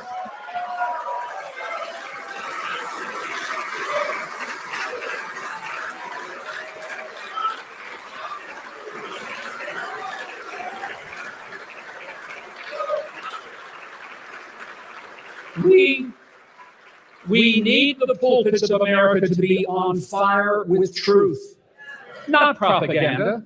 Nobody is asking you to go back to America and tell some story made up about Israel. Nobody's asking you to go and present some version of history that doesn't exist. Simply being asked to go back and tell the truth. And tell it from the scriptures. Because you could tell it from the front pages of the New York Times, and it would not be the truth. But if you tell it from the holy word of the holy God, you will be telling the truth, and the scripture may very visibly say that this is the land that God gave to the Jewish people. No. And again, I will continue to say it. The chosen people are the people that choose to follow Jesus Christ. Do people not, how are you just going to omit certain texts of the Bible where he even said Jews and Gentiles? I just, I done told you guys before, I'm against supremacy. I'm against it. And this is what we got here. This is what we got. And as long as you are putting Israel first, you're not putting the people in your community first. Think about that. Same thing with those pastors. Think about it. Don't forget the Bible also warned you about false prophets. There are those who will come and they will say they are coming in my name. They are false prophets. We have sick people, guys. We have really sick people, but I do want to make sure you know about this. And Gen X Girl has been on this. Ambassadors for Israel Summit, confidential by invitation only. Why was it confidential? Paid for by the government of Israel, as I said again. But you got intel coming after Americans that have had trips to China, that have had trips to, remember how they came after Amali Yeshitela and the Huru? Remember how they came after them? But you got a whole damn, state here, the government of Israel paying for their trips. Most Christians are returning from church this morning. Was your pastor absent? If yes, chances are they're in Israel at a graduation ceremony presided by Netanyahu, where 1,070 pastors will be certified ambassadors of Israel. Here it is here, the ambassador program, equipping and commissioning leaders to stand with Israel. As part of this cost-free initiative, invited pastors will, and they talk about the biblical historical foundations, meet with Israel top leaders, including Netanyahu. So these pastors met with the war criminal. How is that okay? Visit frontline communities, walk the land and see firsthand, but they're not going into Gaza. They're not going into the West Bank. Why? Why? Very scary times. Gen X Girl also reported update Israel's 8th front war. Israel agent show faith by works. Israel propaganda campaign outlined plans to geofence 523 churches for Israel target marketing. They're coming after the churches. And honestly, I'm looking at this now and sometimes now I understand why some of my friends were Catholic. Now I'm starting to get it. Because I grew up in the church. I don't go to church anymore, but I grew up in the church. And now I'm starting to see, because Catholics don't believe this. And it goes on to say they cited hiring faith leaders to spread propaganda. This month, Israel flew 1,000 faith leaders to Israel for training. And you can see here, look at this. Pam Bondi cleared the way for Israel's foreign influence. Israel Ministry of Foreign Affairs. It's very small there. Foreign agents not registered under FARA. It's wild. It's wild, you guys. I told you they'll stop at nothing to get their propaganda. And then look at the black people. Look at the black pastors. Look. Oh, I gotta mute it. Sorry, because the music. Look at him. Look.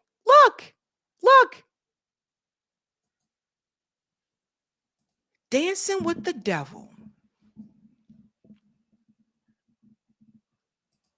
That's what I call it. That's what it looks like to me. Now, one of them, Gen Z Girl, was able to identify. I found our first graduate of Israel's Foreign Agent Summit, Pastor Dwayne Howard from Grace Way Church in Plant City, Florida. Anybody out there at Grace Way Church in Plant City, Florida? Is this your pastor? Dwayne attended the 1,000 pastor event in Israel where Netanyahu made him an ambassador for Israel. Israel also paid for Dwayne's airfare and hotel. This guy. She found one of them. I know Gen X Girl said she was trying to work on a list to get all those names out, but she found one of them. So pay attention, folks. And then I think that was the old one. But pay attention, everybody, please stay vigilant. Pay attention to what is going on. This is very concerning. Like I said, they will stop at nothing. They are going to have them come back to their churches and try to propagate. And honestly, here's the thing, though. A lot of younger people today are not religious. A lot of the younger people, Gen Z, are not religious. So, hey, you guys got some wolves coming into your churches. Stay vigilant. Pay attention. Again, don't be duped. Don't be duped. Don't be duped. Gosh, and all I can say is the fact that more younger people are not religious, that gives me a little bit more hope of people not falling for this. But they are really trying to get the right back on course with the support of Israel. They're not as much focused on the left because they expect, the left to be more likely to be pro-Palestine. But everybody needs to wake up and see what's going on, folks. Coming into the churches. Let's go to some of the comments here, ladies and gents. Eric, we can go to part 2 of Tight VNC. Yeah, thank you. Thank you for the super chat, Courtney. Sabby, I believe that it goes like, hide your kids, hide your wife. Oh yeah, hide your kids, hide your wife. Thank you, Imberg. They are projecting. Israel are just successful World War II access. Google not letting me type out the words. Okay. Thank you, Courtney. Typo saying the saying goes. Thank you, Cougar Lady. All these fake pastors were flown to Israel by Israel. So why does Israel still need our money? Anyone voting to keep funding Israel has to go. See what I'm saying, guys? That's why I hope everybody remember this come 2028. Please have Jana Bunnan on Noah Hyde laws to be applied U.S. All righty. Thank you, Measured Men. They are making progress. Tatum was only spit on once. Thank you, Jerry. I love rainbow stripes. Oh, man, I shouldn't have worn the shirt. Rainbow bright Sabby. Thank you, Mike. Michigan's collecting signatures for ranked choice voting to be on the ballot. Whoop, whoop. They could really use help. Will you please cover this? No left media is talking about it. What changes if it passes? DNC said it might back ranked choice voting. Yes, I can talk about that. I didn't know about it. I'll definitely talk about it. I know a friend of the show, Roger Meadows, would be great. Would love to hear about that. Thank you. Hey, let's go to the comments on Rumble. All I see is Rainbow Bright and Juicy Fruit Gum now. Thank you for the Rumble rant, JT. The Congressional Black Caucus has been riding White Caucus since its inception. Thank you, Roger, for the tip on Rumble, or Rockfin, excuse me.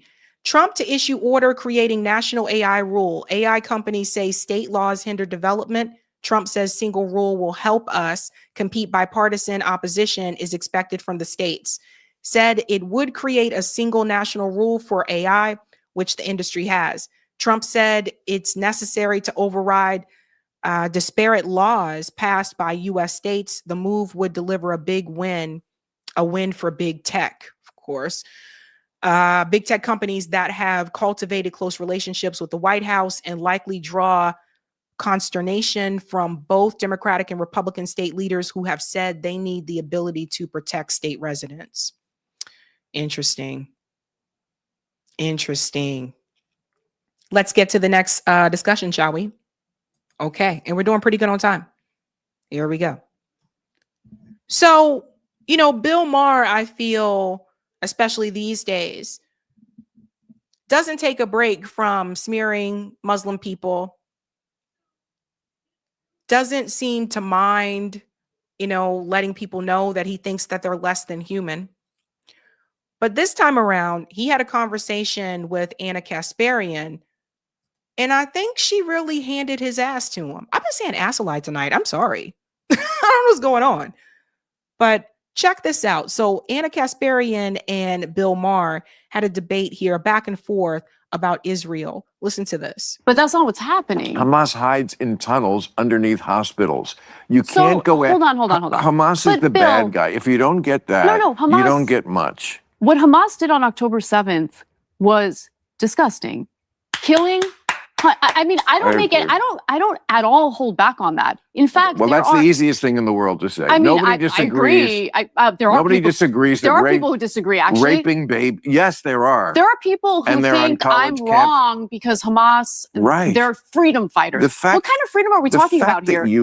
That people see Hamas the people who hate oppression so much are on the side of the people. And it's not just Hamas. If you social justice warriors, if you have any other issue besides gender apartheid in the world that is above that, you're just a joke. That if you hate oppression, there is one issue which should be above all because it affects more people, hundreds of millions of women who have basically no freedom in the Muslim world. Pause. So let me push back on something Bill Maher's saying here. So I don't know if everybody noticed this, but he tripped up a little bit when Anna interrupted him. But he was almost saying that they were raping the babies, that Hamas was doing that. That's false. Anna should have pushed back there. I don't know if she caught it, but that's false. That's been proven false. But he's still spreading that lie. 2, if Bill Maher cares so much about the women in Gaza, why isn't he saying anything about all the women that have been killed by Israel? Why didn't he say anything? Why didn't he say anything about mothers who were dying and losing their children because they were bombed? Why didn't he say anything about that if he cares so much about them? Because he doesn't. So do you see how Bill Maher is using neocon rhetoric that we heard before during the George W. Bush days where they said we have to do this because we have to do this for the women and the children? And the U.S. government went into all of those countries and they made things worse for women and children in those countries. Afghanistan is a perfect example of that. Afghanistan was very different before the U.S. government intervened. And this goes all the way back to the 70s. So they've been doing this for a while. So let's continue here. And it looks like they drinking a little bit of alcohol too. So keep that in mind. Right. So we should slaughter them instead, which is what's been happening. Well, you should prosecute a war to the end. That does involve slaughter of every war. I think, listen, civilians get killed in wars. I think everyone knows that. Everyone acknowledges that. Especially when you hide behind them. But when 83%, according to the IDF's own data, and this is reported, by the way, I consume Israeli media on this. I don't consume American media on this. And Israeli media is super honest, way more honest than our media is. So when the IDF's own data indicates that 83% of the people that they've killed are civilians. Because they hide behind them. But Bill, do you understand that by killing so many civilians, they are essentially multiplying extremism? I do understand that. Let me pause.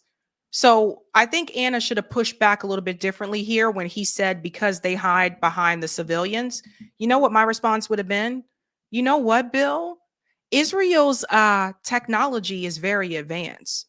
Israel's technology is so advanced that they can use it and they can actually see a crumb on your shoe. These soldiers know exactly who they're killing. They know what they're shooting. So this whole they hide behind them, no, you got to get your story straight. Because first, at the beginning of this part of the discussion, Bill Maher said that they were hiding in the tunnels. Okay. You said Hamas is hiding in the tunnels. The other Palestinian people are not in the tunnels. But I thought you said they were hiding behind them. Now you're saying they're hiding behind them. So which is it? See what I'm saying? Then you, again, with the tunnels, if you say that they're in the tunnels, then you acknowledge that Israel knows where they are. So if Israel knows where they are, why don't they just go in the tunnels where they are? Because that's not the goal. If Hamas was this big problem that he says it is, why did Benjamin Netanyahu fund Hamas? And see, Bill Maher's not going to say that. Bill Maher is like this privileged, rich dude who stays in his bubble. The same guy that said he didn't really see the homelessness in LA. That tells you what he's all about. The same guy who, at one point, I don't know if everybody remembers this. Remember when Bill Maher said the N-word on the show? And then he had to make this apology and he was like, I'm sorry. I didn't realize, because black people at one point was saying he could come to the cookout. And I think he got a little bit too comfortable. And he said that he had called someone a house in on his show and he got a lot of backlash and stuff about that. So Bill Maher's just one of these people that he don't really care about anybody but Bill at the end of the day. but he despises Muslim people. Let's continue. Understand that there's very often in the world two very bad choices, and you only. I mean, I'm an American. I have to vote in presidential elections. Yes, I do know that. Okay, you don't have the good choice. You have the bad choice and the even worse choice. Israel has been being attacked by Hamas. First of all, the entire Arab world rejected them for 75 years. They kept trying to make a deal. They kept saying, no, we want it all. That's what from the river to the sea means. It means we want it all. We don't want a compromise. They've never wanted a compromise. Israel gave Gaza back. But did Pause. Isn't Israel the one that has the greater Israel agenda? How are you going to say that Hamas wants it all? And you literally had Benjamin Netanyahu stand in front of Congress with a map showing that Israel wants it all. So what Bill Maher isn't going to say out loud, but I'll go ahead and say it. Bill Maher is also a supremacist. Bill Maher believes that Israel is entitled to all of that land. He supports the Greater Israel Project. That's really what it comes down to. Now, if you say it that way, you kind of sound like an asshole. So then what you got to kind of do is you got to convince people, well, it's the Palestinian people are a problem and they're all terrorists. So because of that, you know, those people got to get up out of there, and it'll be so much better and safer if that land just went all to Israel. Because otherwise you sound like a jackass if you just kind of say, well, yeah, Israel wants all of that and they deserve to have all of it. So you have to convince people that the Palestinian people are terrorists and they're all evil.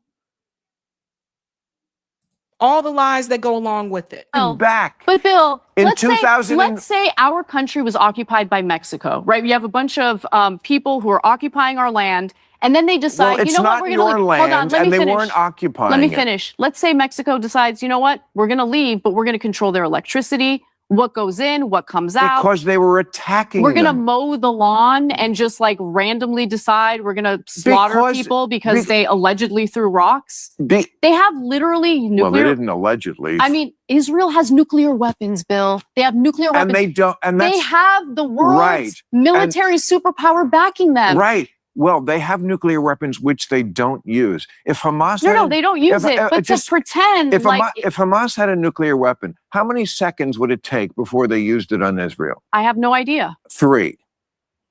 3's the... Israel has the Iron Dome. And the reason Israel has the Iron Dome, because they knew that, well, when the Zionists came in and said, we're going to push people off this land, they may not go willingly. They may want to fight us back. So we need some type of defense. And that's where the U.S. government comes in. You guys, you're going to back us and we're going to have this dome and we're going to have nuclear weapons and yada, yada. Now, he's talking about how long would it take Hamas to use a nuclear weapon if they had one. The question should be framed differently. The question should be, why did Israel kick those people off of their land in the first damn place? Without that, you don't have the occupation. Without that, you don't have the oppression. But Bill doesn't want to go there because then again, like I said, at the end of the day, it kind of make you look like an asshole. Because it shows people who you really are. And it shows people what you're really all about. Now, I say this to say, this is the same guy who says he has all these black friends. This is the same guy who said, oh, I only date black women. Remember that, Bill Maher?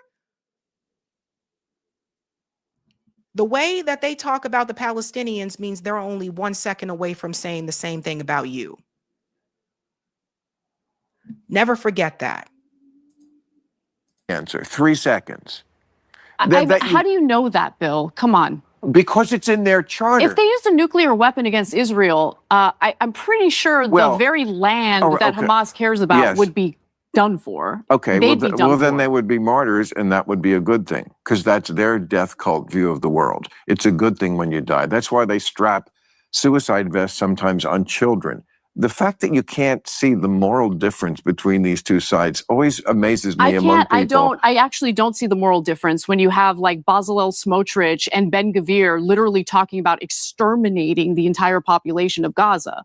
Okay, I they're mean, not talking about. And these are not. They are. I mean, the statements are brazen. They're upfront. They're honest. This is what they actually want to do. Well, I mean, the West Bank considering is it's another example. It's in Hamas. The West Bank had nothing to do with But what that's- happened on October 7th, but they're annexing that land anyway. They're raining terror on innocent people, innocent Palestinians. They're driving them out of their homes. Like, listen, I am willing to admit, because it's the truth, that what Hamas did on October 7th was a fucking atrocity. Oh, wow. Killing innocent Who people. couldn't admit that? But you have Who- a difficult time at least acknowledging the atrocities that have been committed against innocent civilians in Gaza. Well, it depends on what you call an atrocity. And this is where I disagree, where I have to push back with Anna, right? Because here's the thing. International law says that an occupying country doesn't have the right to defend itself. That's international law. International law states that occupied people have a right to resist with armed force. And for some reason, everybody wants to forget about that. Those are two things that need to be said to people like Bill Maher. Because I know Bill Maher don't know about international law. A lot of times Bill Maher don't know what the hell he's talking about. He just talk. So those are two things that need to be said to people like Bill Maher. You can add Chris Cuomo to that list. That's how you get them to shut up. That's my take on that. Wars are going to have A atrocities. double tap on a hospital? All war. A double tap on a hospital? So when the first responders show up? I don't know exactly what you're talking about. I vaguely remember the thing. Right. Yeah. First of all, that's an old terrorist trick. Mhm. That's what they do all the time. Okay, but are you at least going to acknowledge that the IDF doing that was wrong? Yeah, I'm sure they have committed what we would call war crimes, as every army does in every war. Right, including our. So Bill Maher is admitting that the IDF has committed war crimes. But because other armies have done this, he's going to excuse it. So just because other armies have done it doesn't make it right. It's still wrong. And it's called a war crime for a reason. You see this problem? It's baffling to me. Right? Collapse in every war, including the Civil War. I forget who it was who made the good point. Like, during the Civil War, a lot of people would say, especially in the South, that Sherman did not have to burn Atlanta quite as badly as he did. I mean, we were pretty brutal. But would you also then just say, well, we don't know who the good guys were in that war? No, I think it was the North. I think that they committed the atrocity in Atlanta. Yeah, that's true. They burned when they shouldn't, and they were very rough on the South. They were still the good guys. They were fighting against slavery as Israel is fighting to survive. And also, you know, they are the front line in the Western world. I totally disagree with you. Israel is not oppressed. The Israelis are not oppressed. He's seriously trying to compare the Israeli army to the Civil War soldiers that fought for the North. He's like, oh, they were fighting against slavery. Israel is the occupier. Israel is the oppressor. Israel is not at a disadvantage. They have more advanced weapons. They have more advanced technology. They control the land, the air, and the sea. They control what food goes into Gaza.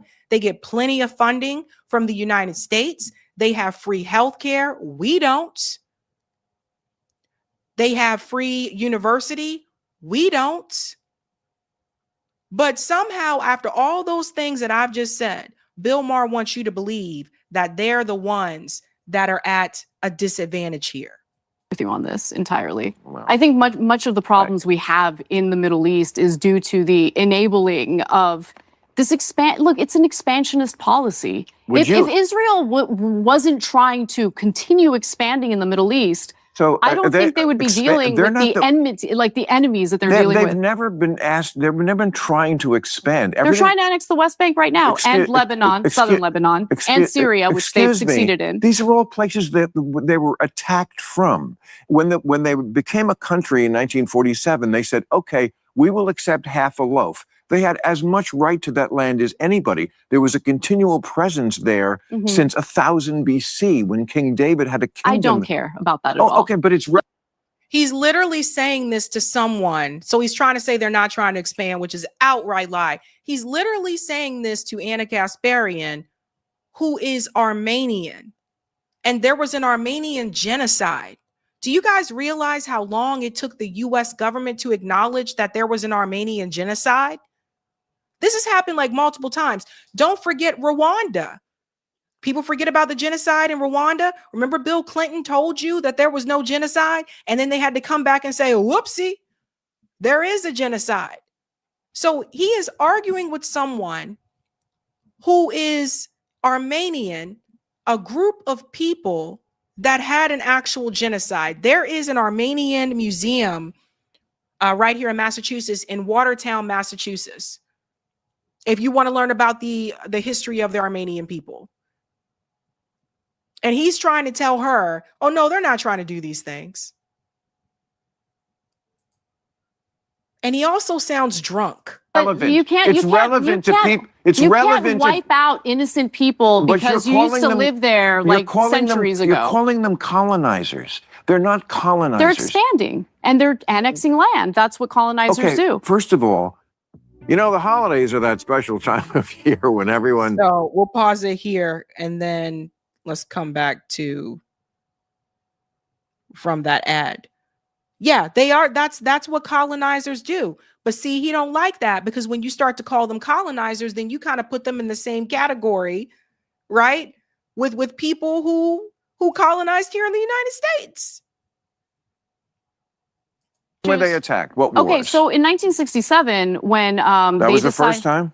No, that wasn't the first time. When was? But when you say that they have offered land to the Palestinians, land that belonged to them in the first place, it didn't belong solely to them. The whole point of this whole two-state solution was, okay, we'll give you this territory if you promise not to militarize. Without a military, you don't have a country. You don't have a country without a military. You don't have a country without borders, right?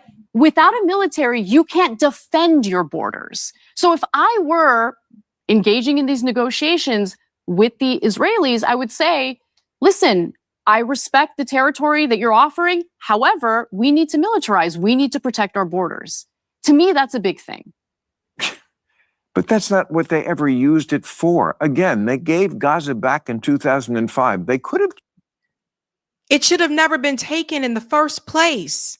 That's why the framing of this from Bill Maher is so disingenuous. It should have never been taken in the first place. What do you mean you gave it back?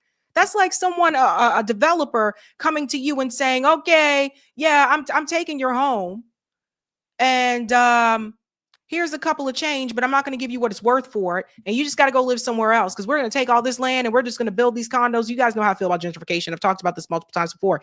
Then they come back to you years later and say, hey, you can have that land back now after they've demolished everything and built what they wanted to build.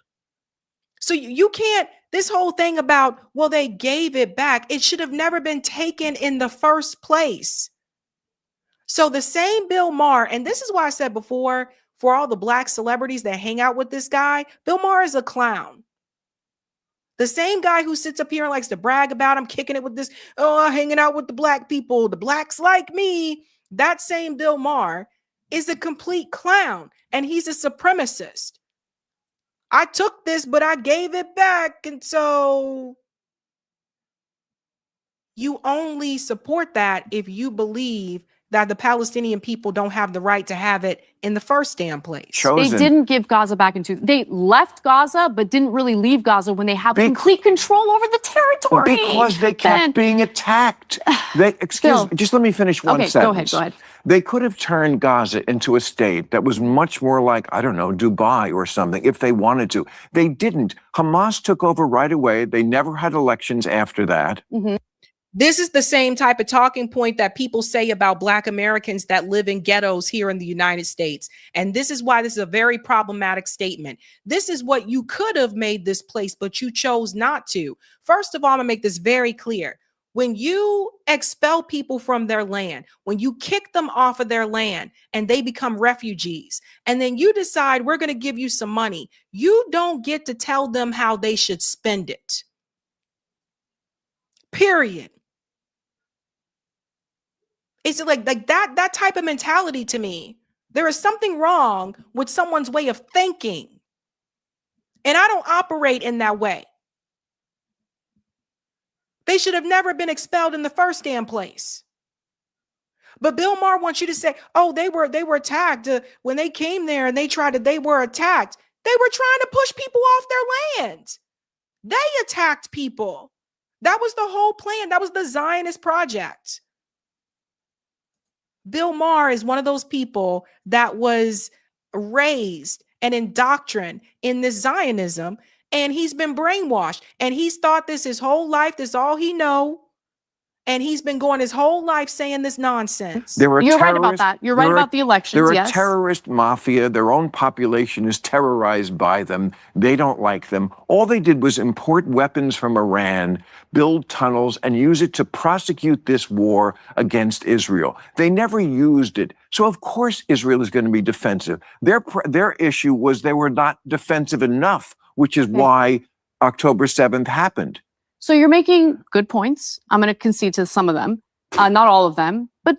No, I don't even know why you want to talk about this. I know. It's One more. I'll ask you one more question. It's frustrating because my problem is, okay, even if I concede entirely to everything you're saying, how about a little bit of ire directed toward Benjamin Netanyahu, who's the guy who facilitated the funding and has totally admitted to facilitating the funding of Hamas. Why did he prop up Hamas? Because he wanted to essentially discredit the PLO.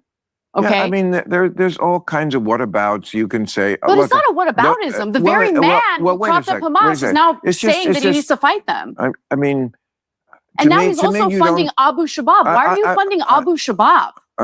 Who's also who has ties to ISIS? These things are not wrong. It just looks like you're looking for something to make a false equivalency. This is what I want. Look, I want Palestinians to live in their own territory. I want them to be able to govern themselves. I want Israelis to live in peace and safety. Then stop attacking them. I'm going to attack them as long as they're doing what they're currently doing. They're doing in retaliation for being attacked. Of course it is.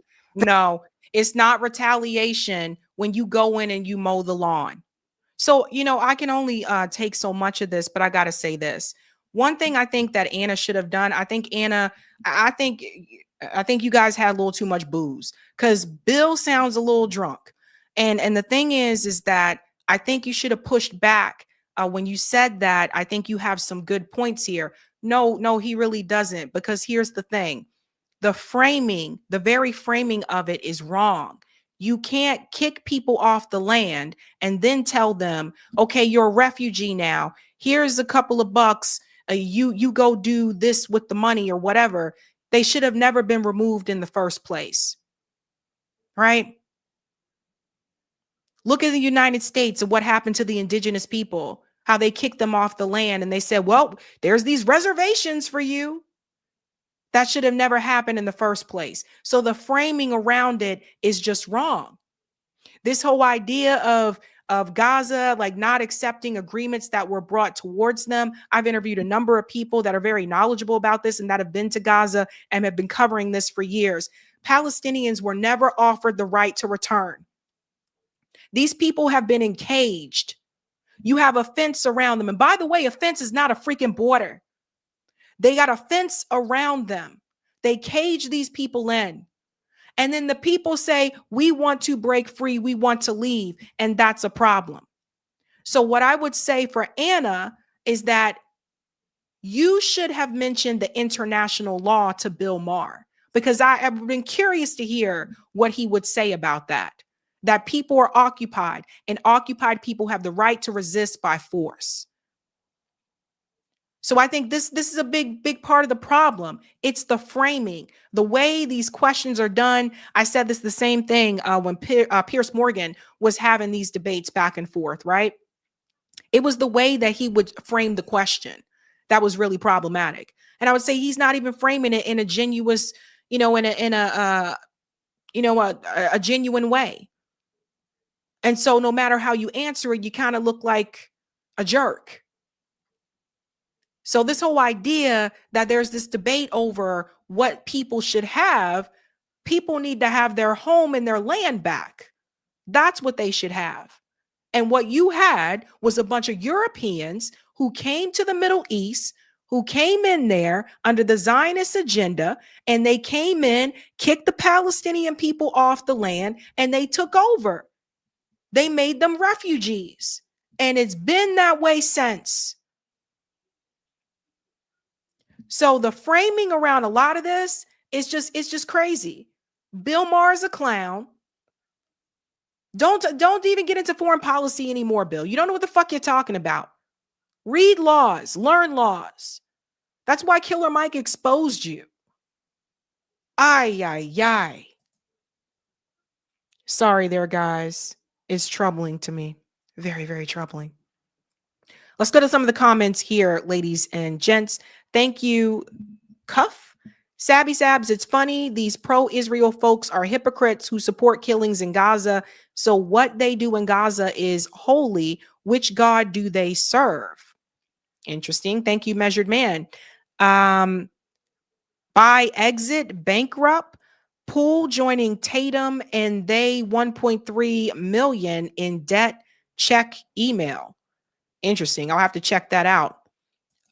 Thank you, Milan Miri, who just became a Sabby member. Let's give them a big whoop whoop. And thank you, Measured Men. Tagged you on X. Stanton just got a Blexit shill all the way together. Only 3 days left to spend this budget, and you are worthy. I don't know what that is. I'll have to check. You know, sometimes the tags on Twitter don't work well. Like, people tell me they tag me, but I don't see it. Thank you, Ali. Bill Maher dates a certain type of Black woman. Those ones no one would believe if he's accused of mistreatment, i.e. superhead. Oh, dear. And thank you, Kevin.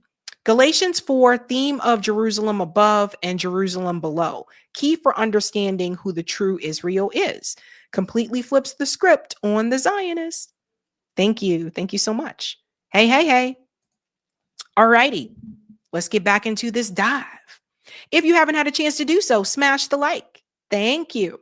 Let's keep the show moving, shall we? This is an interesting story. Everybody needs to pay attention to what's happening here in Congress. Check this out. Donald Trump accidentally admitted on a hot mic that he's losing. He's losing. And here are one of the stories that prove that. Did you know there are 20 representatives in the Republican Party that are ready to retire? Check this out.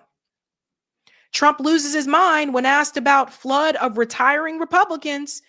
See, guys, it's not just Marjorie Taylor Greene who's exiting. It's a sinking ship. Donald Trump doesn't want to talk about how his party is quickly losing control of Congress. Let's go into this here. President Trump on Monday lashed out at a reporter who was asking about impending GOP resignations. There's at least 20 House Republicans who have either said they're going to retire or not going to run again. And Democrats also, Trump chimed in. Why don't you mention them? How many Democrats have retired? How many Democrats? Reporter says, well, that's what I was going to ask. Well, why don't you tell me the number of Democrats too? Well, the reporter's not doing that because the president is not a Democrat. The president is a Republican. And what that means is that if you have all those Republicans in Congress that are going to retire, that means that you're not going to have as many people in there to pass Trump's agenda. So obviously, well, are you concerned about the narrow margins? No, I'm not concerned. I think we're going to do well. We're going to have the greatest economy. We're going to have the greatest economy in history. How many Democrats are retiring? How come you only know the Republicans and not the Democrats? Because I came prepared to ask you a question.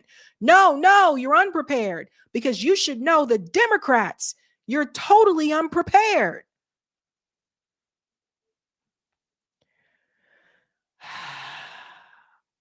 This week, Puck News reported that 20 House Republicans will announce their retirement in the coming weeks, in addition to the 23 who've already said they're leaving Congress. So it's 20 in addition to the 23.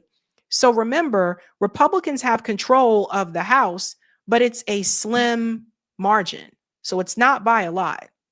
And this is going into the midterm. So we're going into 2026.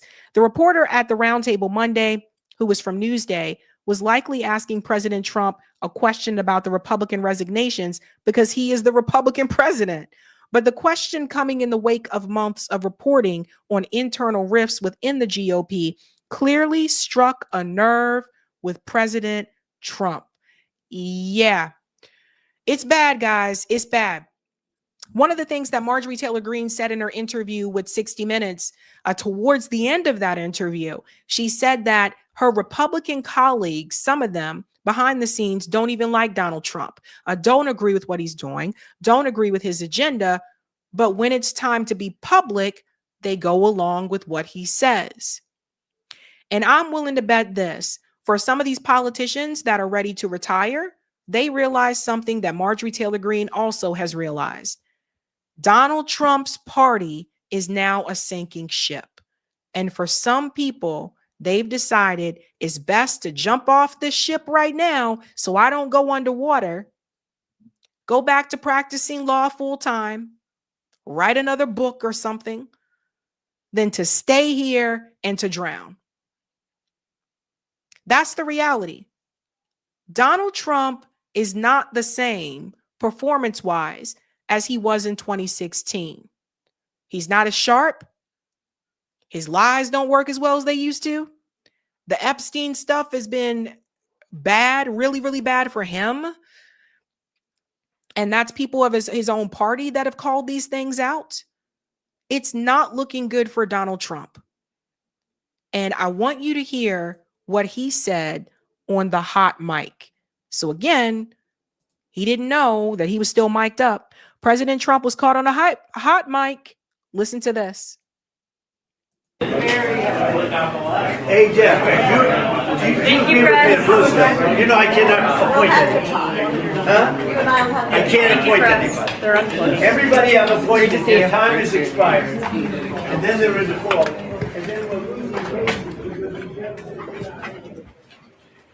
Well, listen again, okay? Just make sure you hear it. Hey, Jeff, you know I cannot appoint anybody. Huh? I can't appoint anybody. He said, I can't appoint anybody. Everybody I've appointed, their time is expired. And then they're in default. Everyone I appointed, their time has expired, and then they're going to fall. And it's so that wasn't meant to be heard. Warning to everybody, anytime you have on a mic and you're doing an interview or whatever, before that camera rolls and after that camera rolls, always pretend you still have that mic on until you've exited that building, because sometimes your mic doesn't turn off completely and you can be caught on the hot mic. Anyway, going forward, Donald Trump is basically admitting there that he is losing. What he's saying is that he's not going to be able to get things done. And now you have 20 Republicans that say they're either going to retire or resign going into a midterm year. So that is not good for him, and that's not good for the Republican Party. But the reality is, folks, people want off the sinking ship. That's what this is about. People are like, yeah, bro, I'm out of here, bud. I am out of here. I'm out of here, bud. Heading out. They don't want to deal with this anymore, because the reality is one of the big things that Donald Trump did run on was the economy. And people are starting to see things for what they really are, because people in their districts are complaining, hey, my wallet is still struggling. The prices are still high. This isn't working out too well. And I think that Donald Trump duped a lot of people. I think he duped a lot of people the first time. I think he duped a lot of people this time around as well. This time around, he was able to dupe people because the economy, people were struggling. And then there was the genocide in Gaza. And there were a lot of people that decided not to show up to vote because they were just like, I don't want either one of these people. You know what I mean? But he duped a lot of people. He said, I'm going to fix it. He said, Biden messed up the economy. I don't know if I can do Trump's voice well. Biden messed up the economy. I'm going to fix it. I'm going to fix it. We're going to get it back. We're going to get it back. That's what he kept telling people. Is it back? No. And it's even starting to reflect in his numbers. Look at this. Costco is now the biggest retailer to sue the Trump administration in an effort to preserve tariff refunds. We're waiting on a big Supreme Court decision, which may or may not declare many of the president's tariffs not legal. But what do the American people think now about the tariffs? One man has the answer. CNN chief data analyst Harry.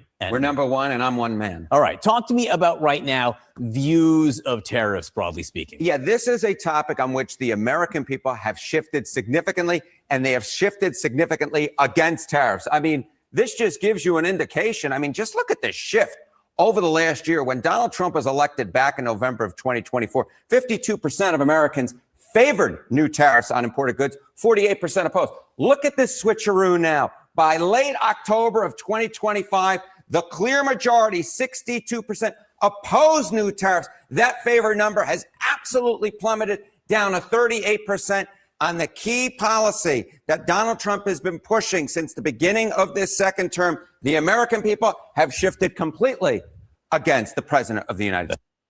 See that? I was laughing because of Corey's comment. He said that Harry's a little too excited about the statistics. Hey, here's the thing. If Harry decides that he doesn't want to work at CNN anymore, and let's say he wants to teach stats, he would be an exciting stats professor. Could you imagine? Like, imagine if that was my stats professor.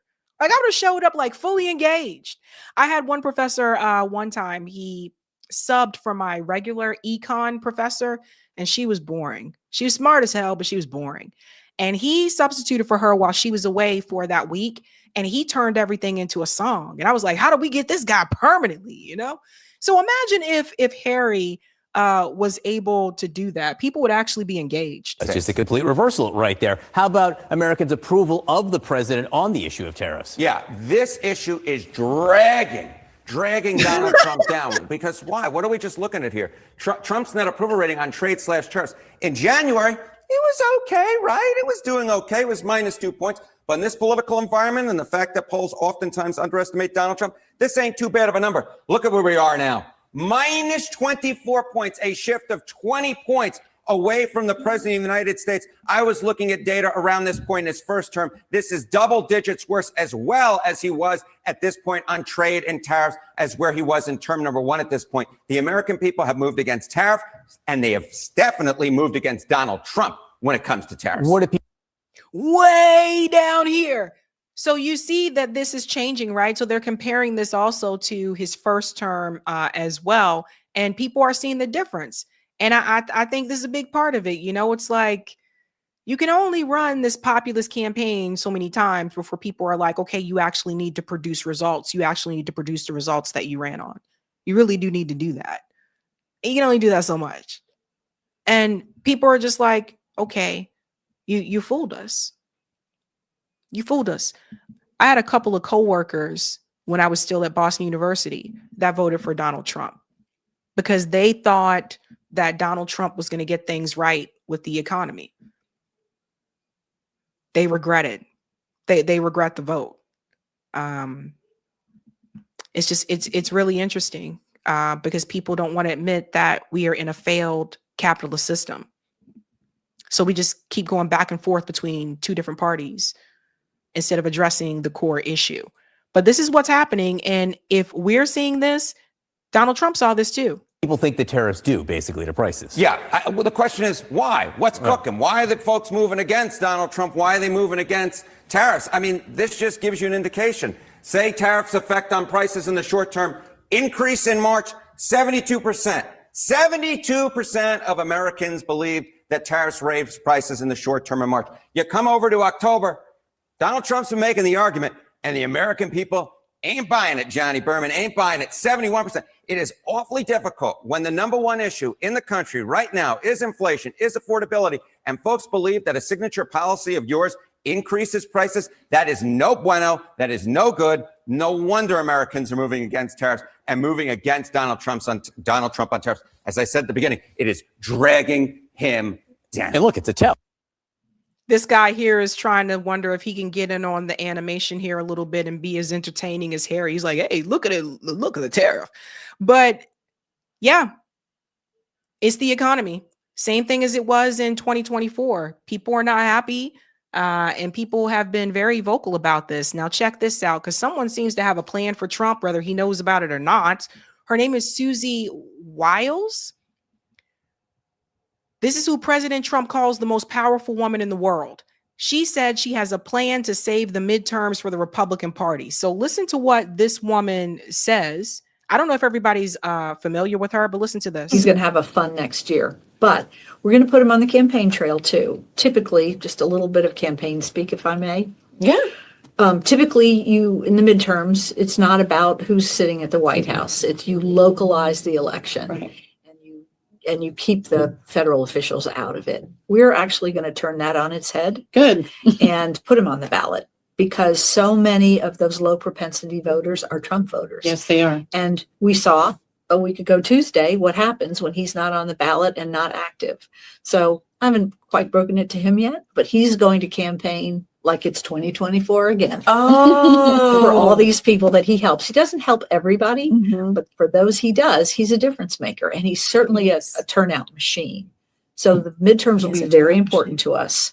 He'll work very hard to keep the majority. Yeah, we can't afford to have this stalled. No. And one of the things Pause here. So her strategy is to put Donald Trump on the ballot in 2026, to put him back on the ballot during the midterms, to get the energy to turn out the people so that Republicans can win in the midterms. She said he's going to campaign like it's a presidential election all over again.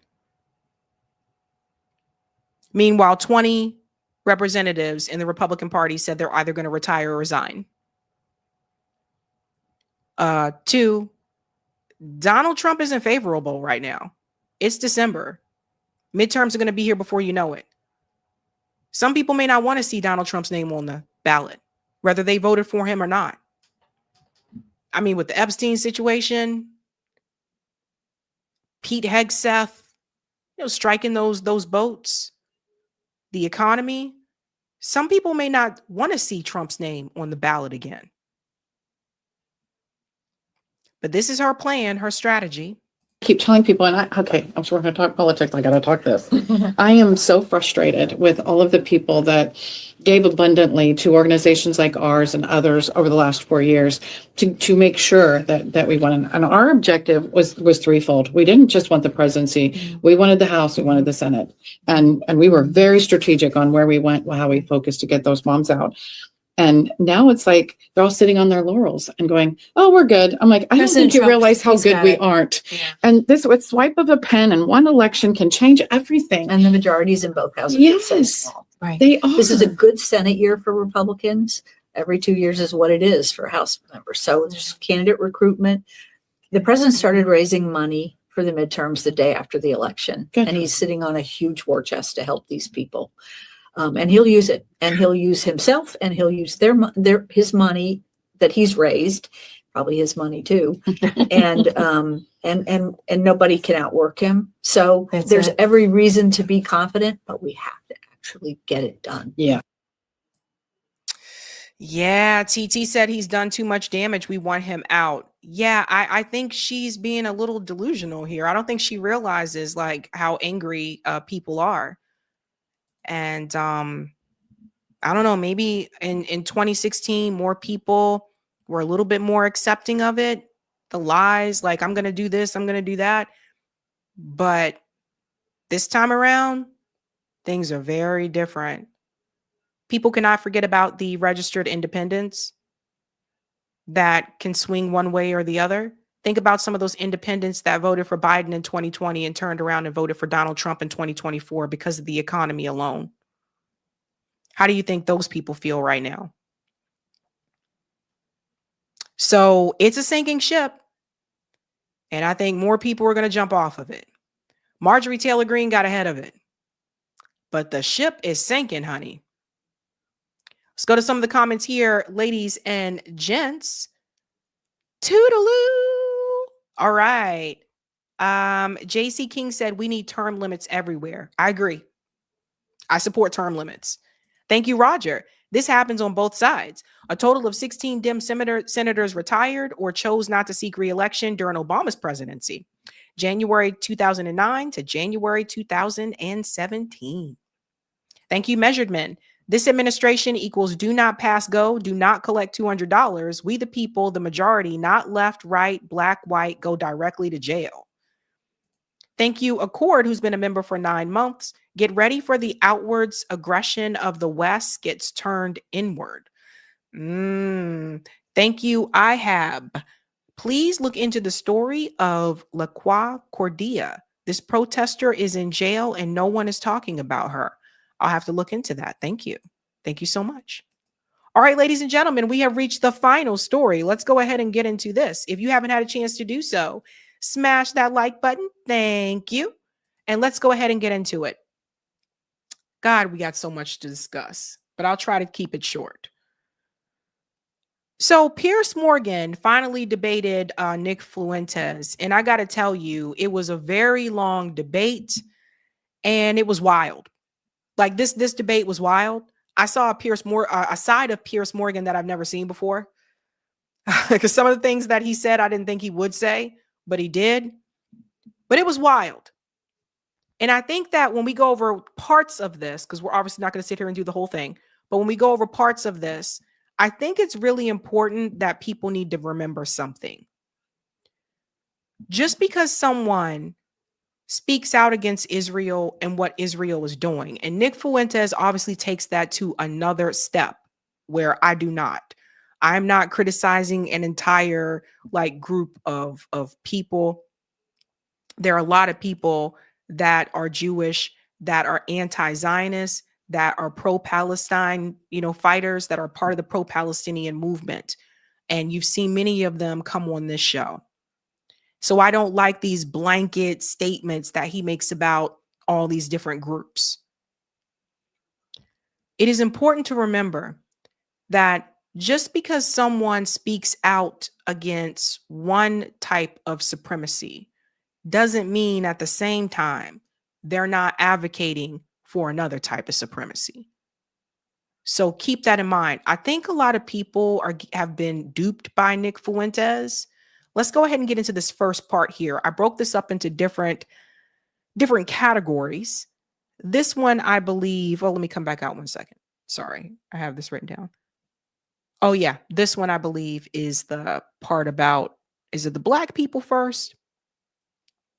I think so. Here we go. Just remind me again, the percentage of black men who commit murder in America. What was the percentage you gave me? It's 1 in 20. 1 in 20. It's 1 in 100. No, it's 1 in 20. No. Less than 1 in 100 black US men commit murder. That's the most up-to-date crime statistics in America. That's not true. I've seen other statistics. They say 1 in 20 will eventually commit a murder. So your rate means that you're saying that 5 times as many black men commit murder as the official crime statistics say. Yeah, there's a report, I believe, on X by Data Hazard. I'll have to go and double check that for you. But yes, there's some pretty shocking evidence that says that it's far more alarming than you would think. Okay, but you would accept that the official crime statistics are 1 in 100, or you wouldn't accept that statistic? I don't know. I don't have it in front of me, but I've seen other evidence. Like I said, Data Hazard on X, I believe, produced a report about a year ago. It said 1 in 20. But I mean, whether it's 1 in 20 or 1 in 100, that's a lot of people, Piers. I mean, sure, this is a lot of white white people commit murder too. Well, they do, don't they? Okay, but it's about proportionality. I mean, white people are 65% of the population. Blacks are 13%. Mm-hmm. And I think anybody would tell you that more black people proportionally commit violent crime than white people. And people vote with their feet. People would rather pay a much higher. Let's pause here for a second. So a couple of things. One, black people are actually higher than 13% of the population. A lot of people keep repeating that statistics. But Marcel Dixon explained this and broke this down on the show. I think it was like 2 years ago. We're actually higher than 13% of the population. And the reason why a lot of people don't realize that is because the census and how it's tracked. So if you don't complete the census, then you're not tracked in it. So that's part of the problem. But we're actually higher than 13% of the population. But let's get into this crime thing because I want to show you some of the data that I pulled up here.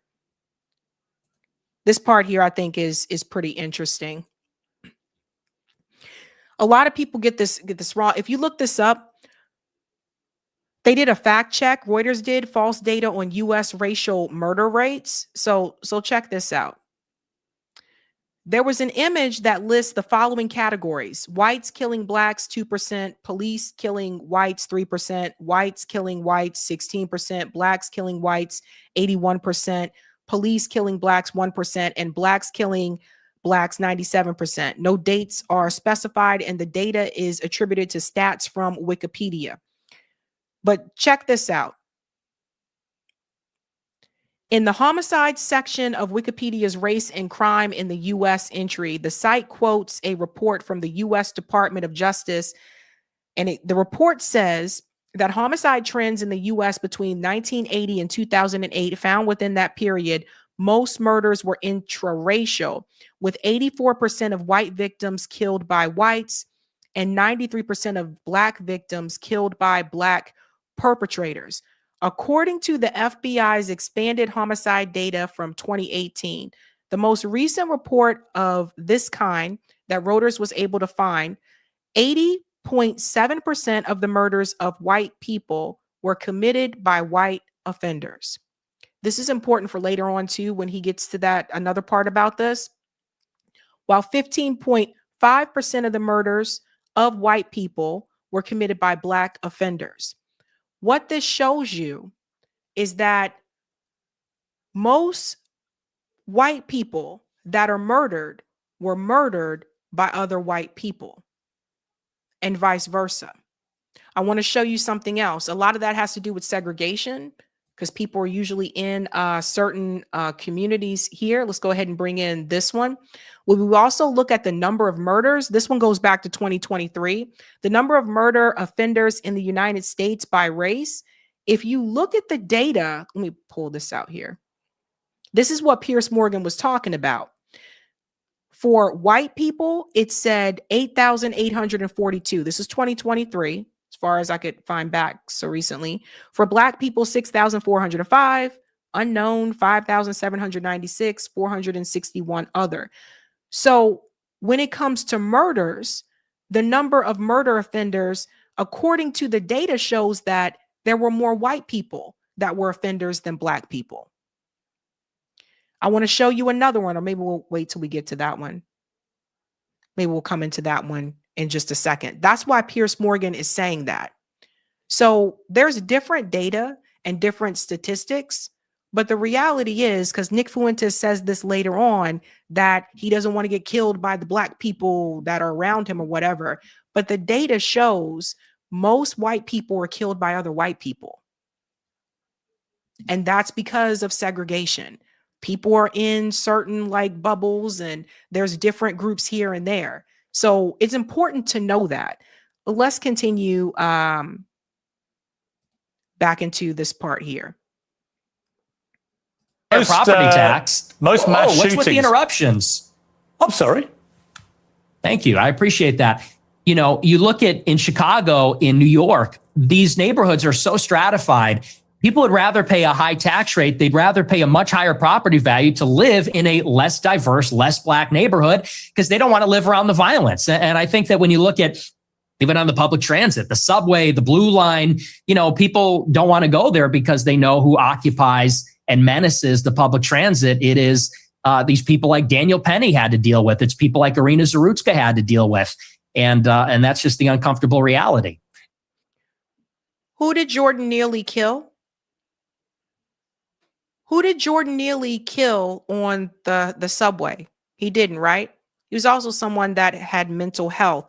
Bad examples. The examples that he gave there are people who were dealing with mental health issues. This is something I've been trying to show people before about Nick Fuentes. He picks out certain examples that fit his argument, but he doesn't go into the details and the specifics about those examples. So, for example, with the case of Daniel and Jordan Neely was someone that had mental health issues, and Jordan Neely actually didn't kill anyone. He said he was screaming he was going to do stuff, but he actually didn't. Daniel Perry killed Jordan Neely. With the case of the other woman that he was mentioned that was killed by the black guy in Chicago on the bus, that guy also had mental health issues. So to not mention that, you see what I mean? How that can be deceiving? That's important for people to hear. Let's go on a little bit more here. You've also said you don't want to live near black people. Let's take a listen to this clip. I'm a new generation of white person. I'm not living around blacks. Sorry. You know, I want white kids, and I don't want my white kids bringing home black people to marry. How is that a new generation of white people? A lot of neighborhoods in the United States are segregated. Do people not realize this? You see how it's easy to fall for this stuff? If you look at a lot of the major cities, including the one that Nick Fuentes lives in, Chicago has hyper segregation. I talked about this before in my documentary about Boston. Boston has segregation. It has been getting a little bit better, but it is still very much segregated. Detroit, Milwaukee, we can go down the list, ladies and gentlemen. So what does he mean, like new? What are you talking about? So we don't have the Jim Crow laws anymore, but the United States is still very segregated. But people just listen to that and they just fall for it. It's racial for me. And call me racist. Oh, very Christian of you. I don't give a fuck. I mean, it couldn't be clearer, really. Unless you want to say that's another of your jokes, but you're basically saying, yeah, I'm a racist, aren't you? Yeah, I'm fine with that. You're fine with saying you're a racist?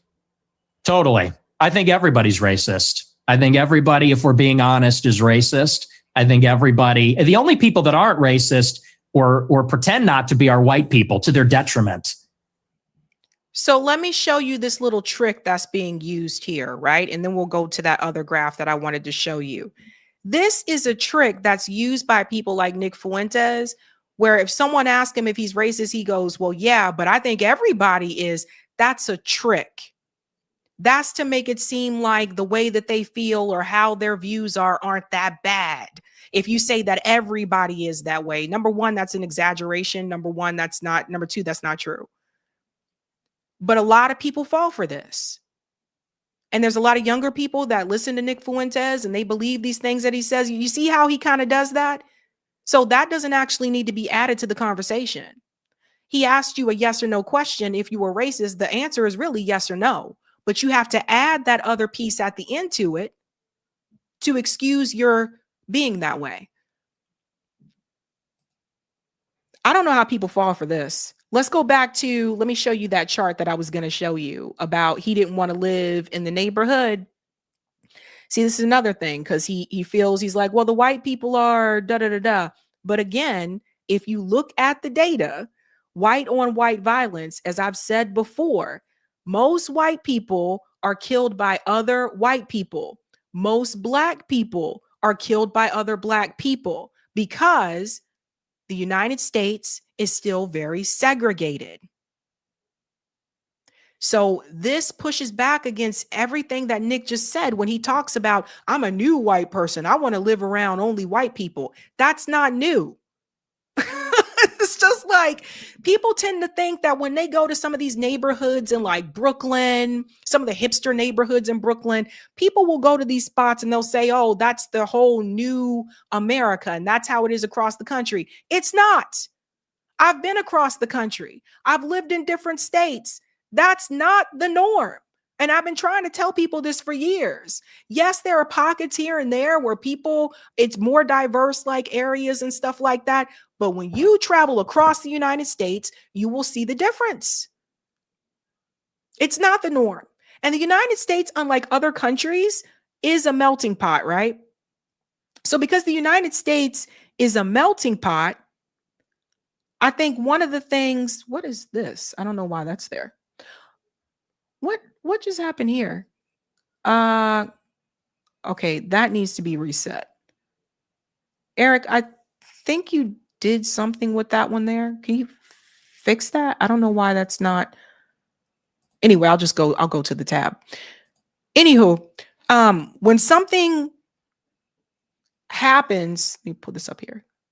When we talk about like these different communities here in the United States, people need to realize, no, that's not the norm. What you see in these hipster neighborhoods in Brooklyn is not the norm across the United States. And the problem is a lot of times people, they have not left their area. Maybe they haven't left their city. They haven't left their state, but I have traveled across the United States. So I'm here to tell you, America is supposed to be this melting pot. But when you compare America to other countries, you'll see the big difference. South Korea, for example, is a homogenous country. It's one of the most homogenous countries. So if you go to South Korea, you're not going to see as much diversity. This is the case for a lot of the world. The difference with America is that this is supposed to be a melting pot where you do have people from all over the world, different races, different, nationalities, all in one spot. However, even for those who come here, oftentimes people live in neighborhoods with their nationality. You can see it right here, and you can see it in New York. You can see it right here in Boston, where a lot of the Brazilians live in a certain part. A lot of people that are coming from South America live in East Boston. So that's what I'm saying. Like, oh, I'm a new white person. Like, shut the fuck up. Just shut up and sit down. Okay. It's absolutely ridiculous. Let's go back to this part here. Everybody else is racist. But earlier in the interview, you really got aggrieved at the idea that your father was a racist. You wanted to make emphatically because sure my father's. He's not. Because my father doesn't share my same views on that. So he's the exception to everyone's a racist. Well, everybody's a little bit racist. You're right. So maybe everybody. The difference is you're attacking my father. He can get fired from his job. I'm not attacking your father. You are. No, I'm not. I don't know your father. And to be clear, I have no knowledge about him at all. Well, then let's leave him out of it. Let's leave him out of it if you don't know him. Hang on, Nick. That part I wouldn't have done. I wouldn't have gone into the dad thing, but that does seem to be a touchy spot there for Nick Fuentes. But I wouldn't have brought people's parents into the conversation, if that makes sense. But I think he's making a point here. You put that story into the public domain on your show. I'm simply reminding you of what you told everybody, millions of people, about your father. If you now want to retract it, fine. If you want to say it was a joke, which is what your position was earlier, fine. But I'm allowed to put to you things you've said publicly. That's not unfair. That's not me targeting your father. You put that story about him out You know what you're doing. You know what you're doing. I'm asking you about a pretty shocking anecdote, which to me looked like you were saying your father made decisions about where you as a family would eat based on skin color of people who worked at these places. If you say, or use them, if you say that is not what you meant, that's fine. You can respond any way you like. But the idea I can't ask you about it without you saying I'm attacking your father is ridiculous. Well, you are, and you know what you're doing. And there's a political culture in America where if you have the wrong views, you get fired from your job. And my father has a job. And if you go on here and say, you charge him with racism or something, and I'm put in a position where I don't look like I'm sticking to my guns if I don't say my father's a racist, you're putting him in jeopardy, and he's not here to defend himself or explain his views. And it's very low, and I think you know exactly what you're doing, and people can see what you're doing. I'll defend my views, and I think that, so let's leave him out of it. Let's just not talk. Yeah, that seemed to be a touchy spot there. Let's go ahead here to the next part. I don't know why the tab, I'll just bring it up here. 43. Many of them, like at least a dozen. Wow. Yay being one who you know. Sneeko being another who you also know. Yeah. Racist Hispanic. Hispanic. Of course it's a race. It's called Hispanic. It's a mix between two races. It's a mix between indigenous Americans and Europeans. It's not white, though, is it? It's not white. Well, you're more of a racial purist than me. You got like not really. You just keep saying you only want to live in a white neighborhood, but you're literally from a mixed race background yourself. You've literally got Mexican blood. I know, and I live in a non-white neighborhood too. I'm trying to get out of here though, but I'm trying. But this is the part many people have brought up. What Piers Morgan said, he's like, you're against interracial marriage, but you are a product of that. And so this is the part that some people have pointed towards before.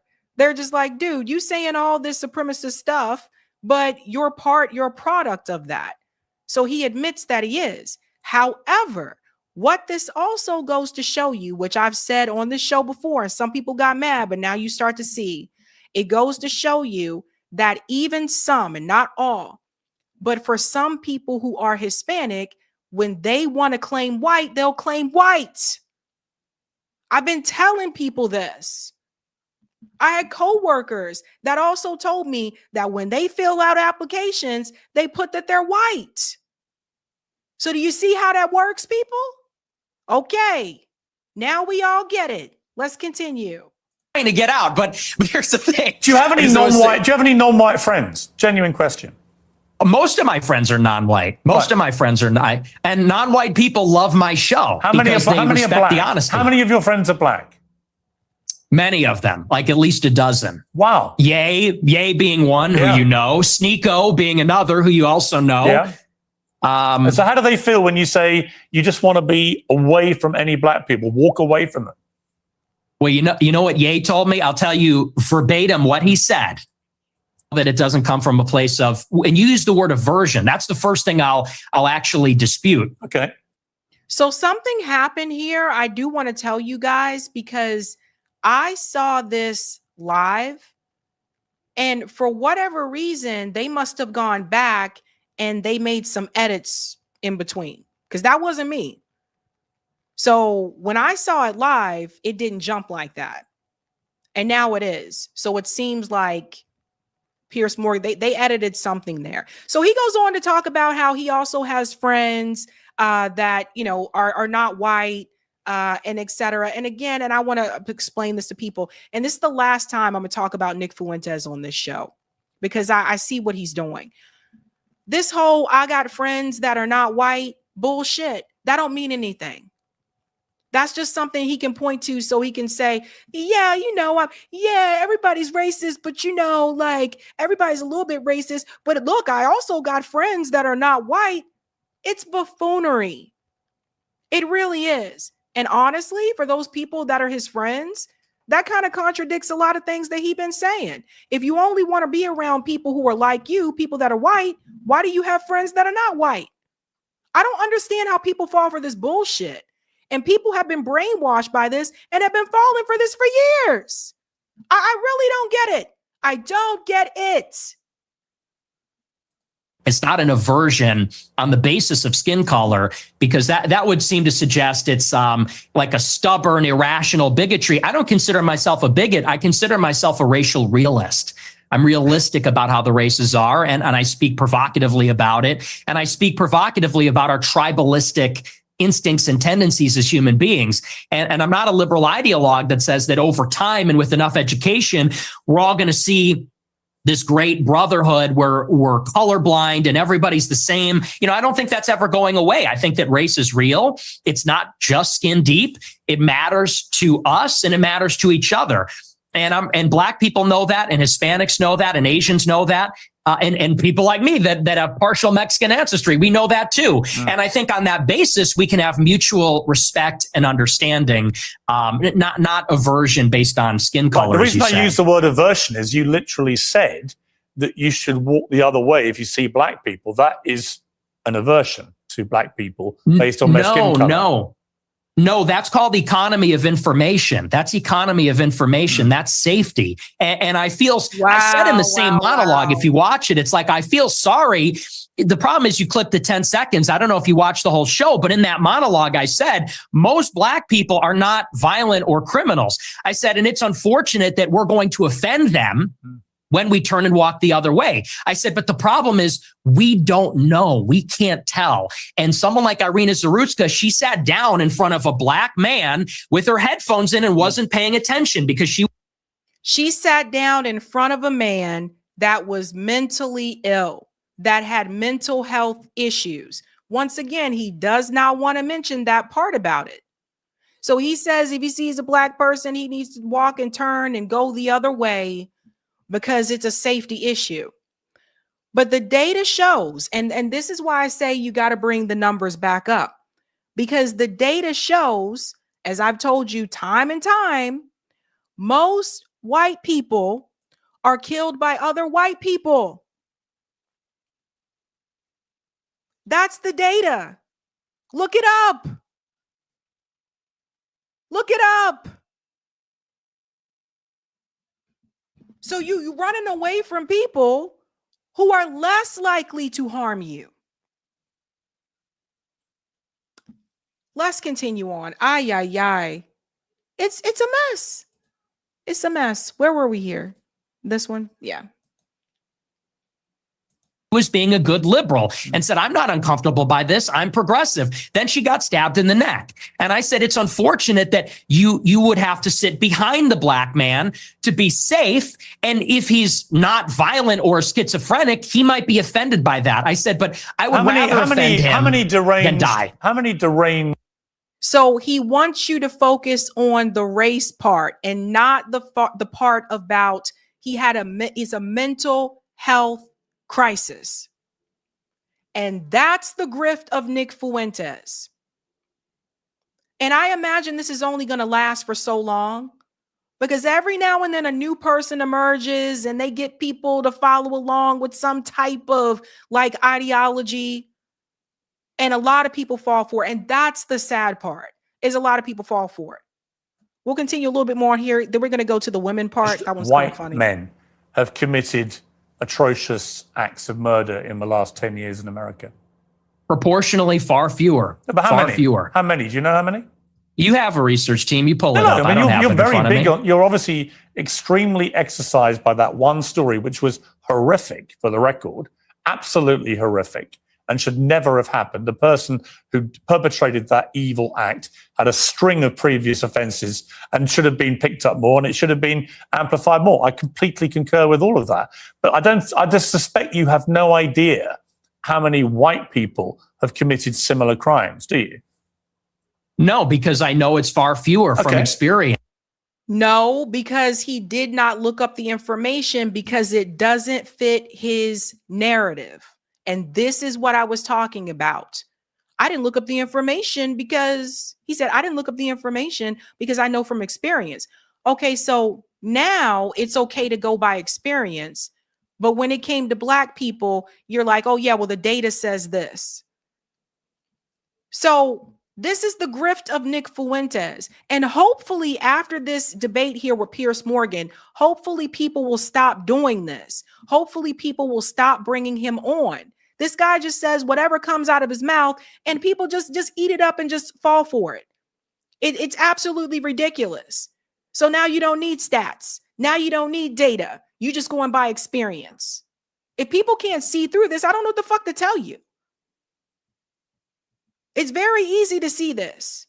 Now, let's go to the next part. Let's get to the women. Let's get to the women part. I think this is the part right about here. Let's go ahead and bring this in. Years, my ancestors, your kids who are so Oh, wait, the minority part. Then we'll get to the women. Empathetic and compassionate. They're going to be a minority. They're going to be a minority in maybe a Muslim country, an Indian country, an Hispanic country. And these Jewish people that are 100 years old talking about my grandparents and the Holocaust, they don't care about that. Actually, they like to see it. At the SPLC, they're literally counting down the days until whites are a minority in America. So forgive me if I don't believe them when they talk about compassion. There's a genocide going on right now. It's not against the Jews. How many Christians are there? In Gaza, it's against How many whites. Christians are there in the world? Let me pause here for a second. This is what I was warning people about.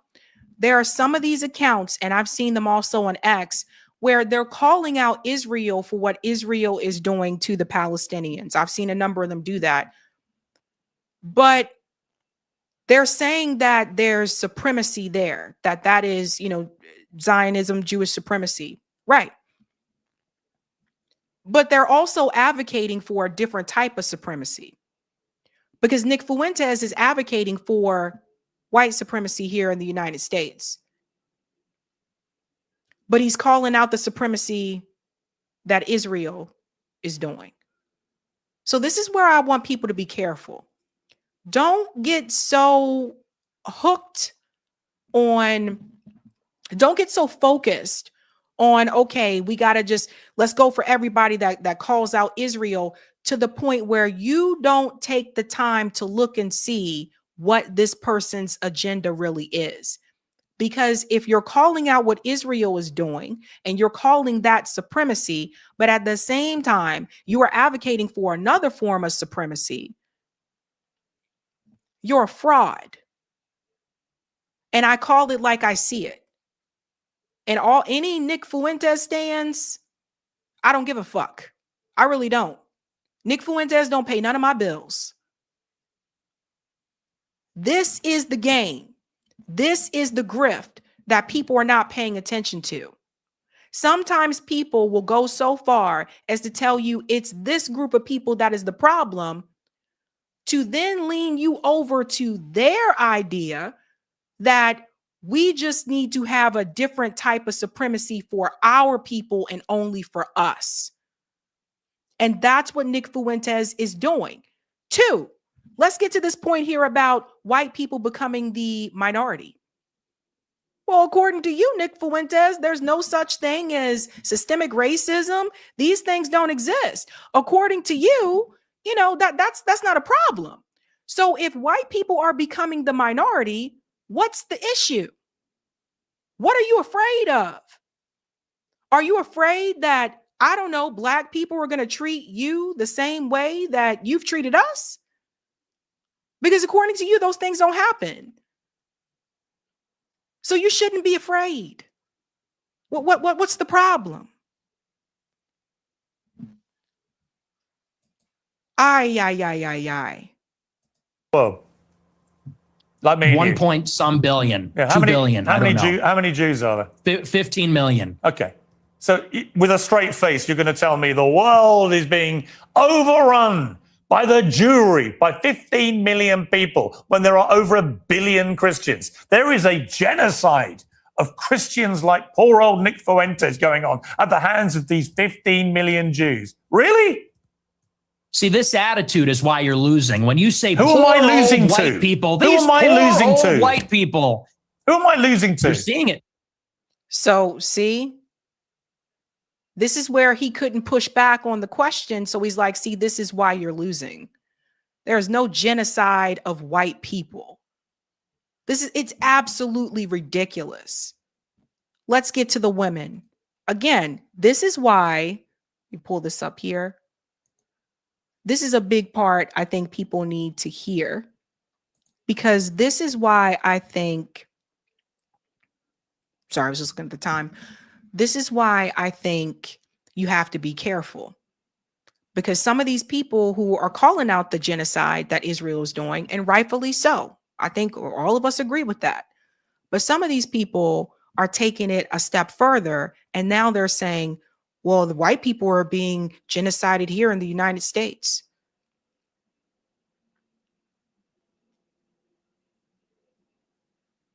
So pay attention and be careful not to get caught up in that nonsense. Let's get to the women part. I couldn't believe Piers went here. We are losing as a civilization of mass migration. And here's the difference. In Israel, they have my politics. In Israel, they want to maintain a Jewish majority. If they had it their way, it would only be Jewish people. They're fighting like hell so that Jewish people can have as much territory, a Jewish state. They can be proudly Jewish in their own land. Whereas in America, we are being besieged by 10 million illegal immigrants in 4 years. And then whites and Christians are going to be the minority. And that's true in Canada, Australia, all the countries in Europe. So you could say there's 2 billion people, but what's the proportionality? What is the percentage of people being born that are white? Where's the arrow pointing? Where are we going to be in 50 years? But according to you, Nick Fuentes, if you're worried about that happening, then why are you advocating for telling people, these women are not to get with these women? That's why I said his logic doesn't make any sense. And again, what are you afraid of? If these things don't exist, if there's no systemic issues, as you say there isn't, then why are you afraid of being in a minority? Why?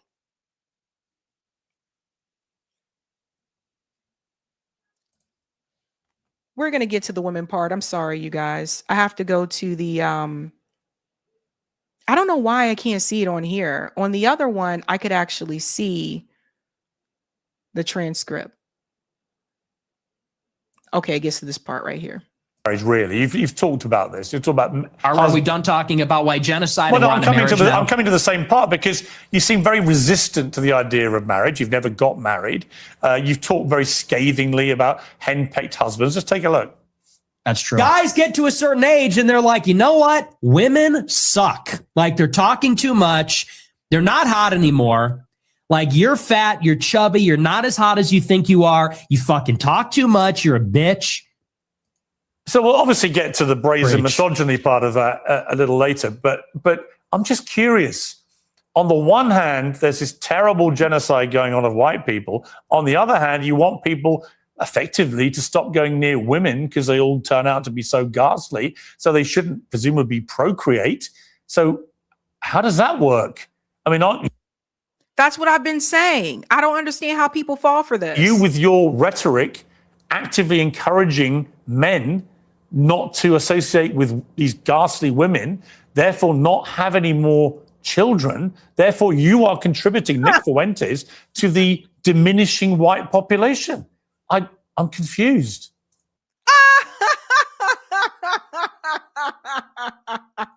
We got to drop the beat on that one because it's a fucking grift, Piers. That's why we got to drop the beat on that one. We'll do under pressure. Let's see how you do under pressure. Let's see how you do under pressure. Give them a name to remember. Hey, let's see how you do under pressure. Let's see how you do under pressure. A moment can live on forever. A moment can live on forever. Let's hear what he says. I tell my followers to get married all the time. I tell them that it's best for everybody to get married. And I think that's the only way that you can have sex. I think that's the only licit way as a Catholic, as you know, to have sex is within marriage. Why don't you get married? I'll get married later. It's been difficult for me because people are shooting at me at my house. I don't know that I don't want to have kids and a wife. You know, my wife would be screaming about that. Me, you know, I have to be able to take risks and be able to say these things. It's difficult to bring a family into a life that's like that. But for my followers, I tell them to get married. But what's happening with women? You literally just told. But what's happening with women? So let me explain something to you guys, right? Nick Fuentes is full of shit. He presents himself as someone who's very confident and I know what I'm talking about, etc. But deep down inside, Nick Fuentes don't even like his own damn self. I've met people like this before. Nick Fuentes does not like his own self. He don't. That's why he hates on everybody else. That's why he calls out, he hates on women. That's why he says all this stuff about black people and all this type of stuff. He doesn't like himself. You can't like yourself when you have that much hate. So this whole thing, Jesus Christ, all those young men listening to Nick Fuentes, holy crap, just go get laid. Like, I'm sorry. I don't think I've ever said that on the show before. Go get laid. Go find a girl. Go date. Go to the movies. Go to concerts. Go to dances. Go have fun. Go date and go get laid. Write that down. Everybody write it down. This is insane. This is absolutely insane. You are wasting your life and your time just sitting back there like, Nick Fuentes said, go get laid. And you can tell them Sabby sent you. I don't care. This is stupid. This is so freaking stupid.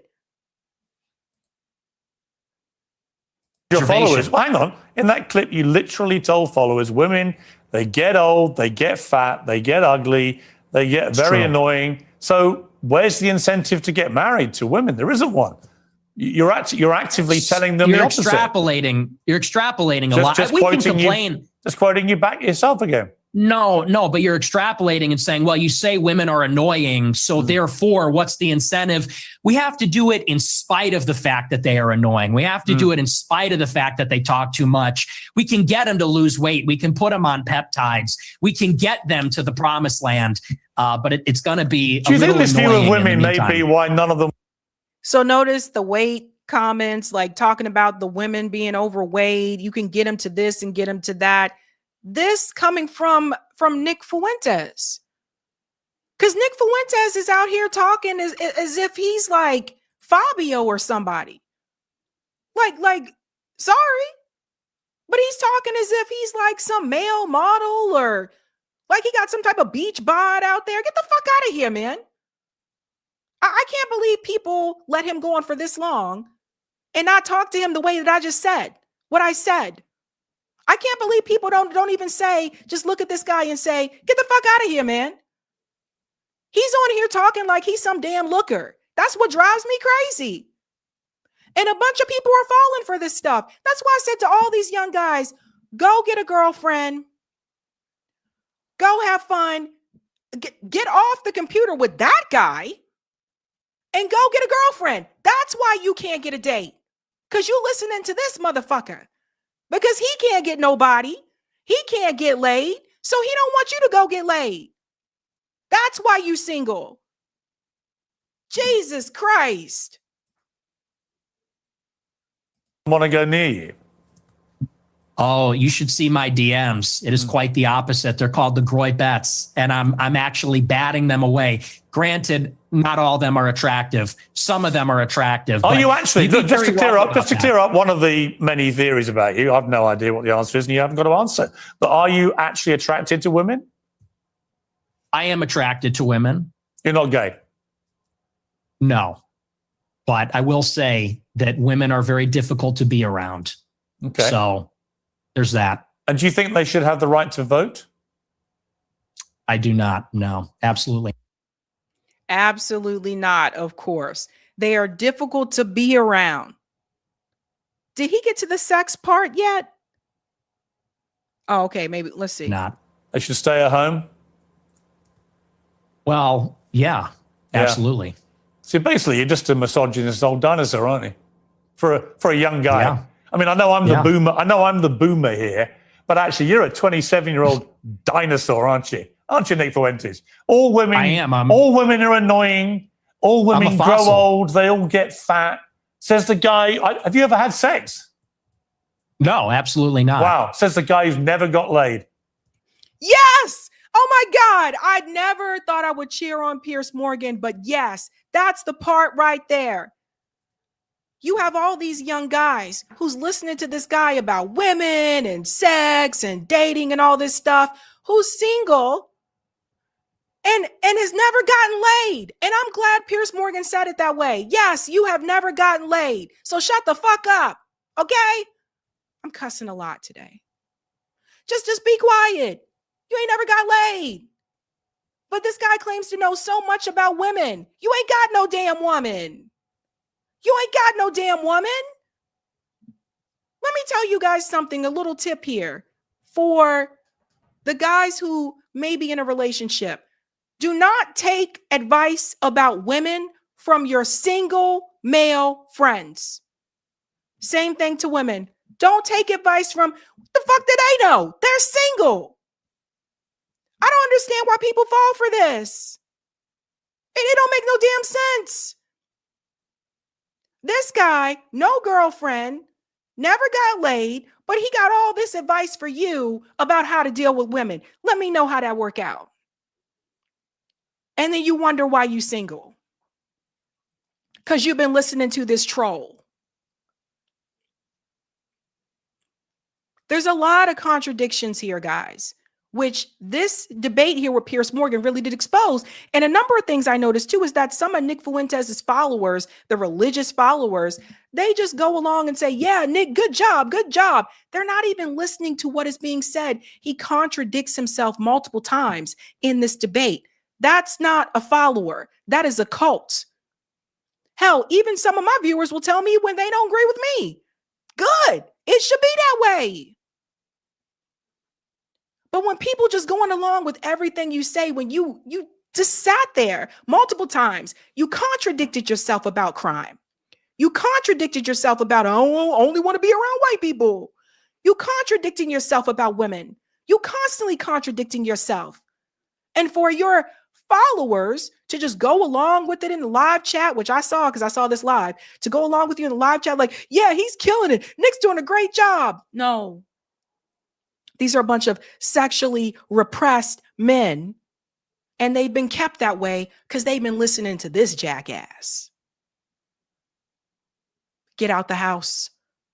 Get away from Nick. Jesus Christ.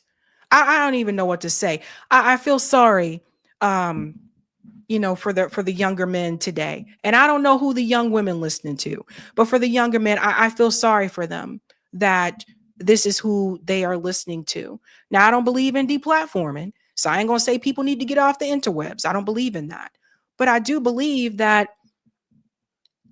I think these guys need to get out of the house. Get out the fucking house. Same guy that said all this stuff about black people and violence was one of the people at, what was it, January 6th? Wasn't he telling the people, let's go storm the Capitol? Same guy, right? So there are some people who have found a lane in podcasting space, and what they basically do is that they found a way to bullshit people. And that's what he does. He just says anything. And what people will see is like, yeah, sometimes he has some good points about, like, listen, when he said like MAGA was dead, he was right about that. But just because he was right about one thing doesn't mean he's right about every damn thing that he say. And that's how you know it's a cult. So I do think a lot of people have been duped by Nick Fuentes, just like people were duped by Donald Trump. And ideally, what we really should be advocating for, we should be advocating for people to go out and discover what you want in the world. Step outside of your house. Take them damn headphones off for once. Go to the gym. Go meet girls in person instead of listening to someone who don't have a girl. That's what I say. Ain't nobody got time for this shit, man. You keep listening to Nick Fuentes, he gonna have you jacking off until you're 55, and then you look around and then you realize you ain't got no woman, no kids, no nothing, and you don't know what happened. Think about that. Okay. Let's go to some of the comments. I'm so sorry I said jacking off on the show, and I just said it again. I'm sorry, guys. I hope no one's watching with their kids tonight. I'm embarrassed. Let's go on to some. I'm sorry. It's the shirt, you guys. It's the shirt. It's the damn juicy fruit shirt that I'm sorry. Put your meat away and just like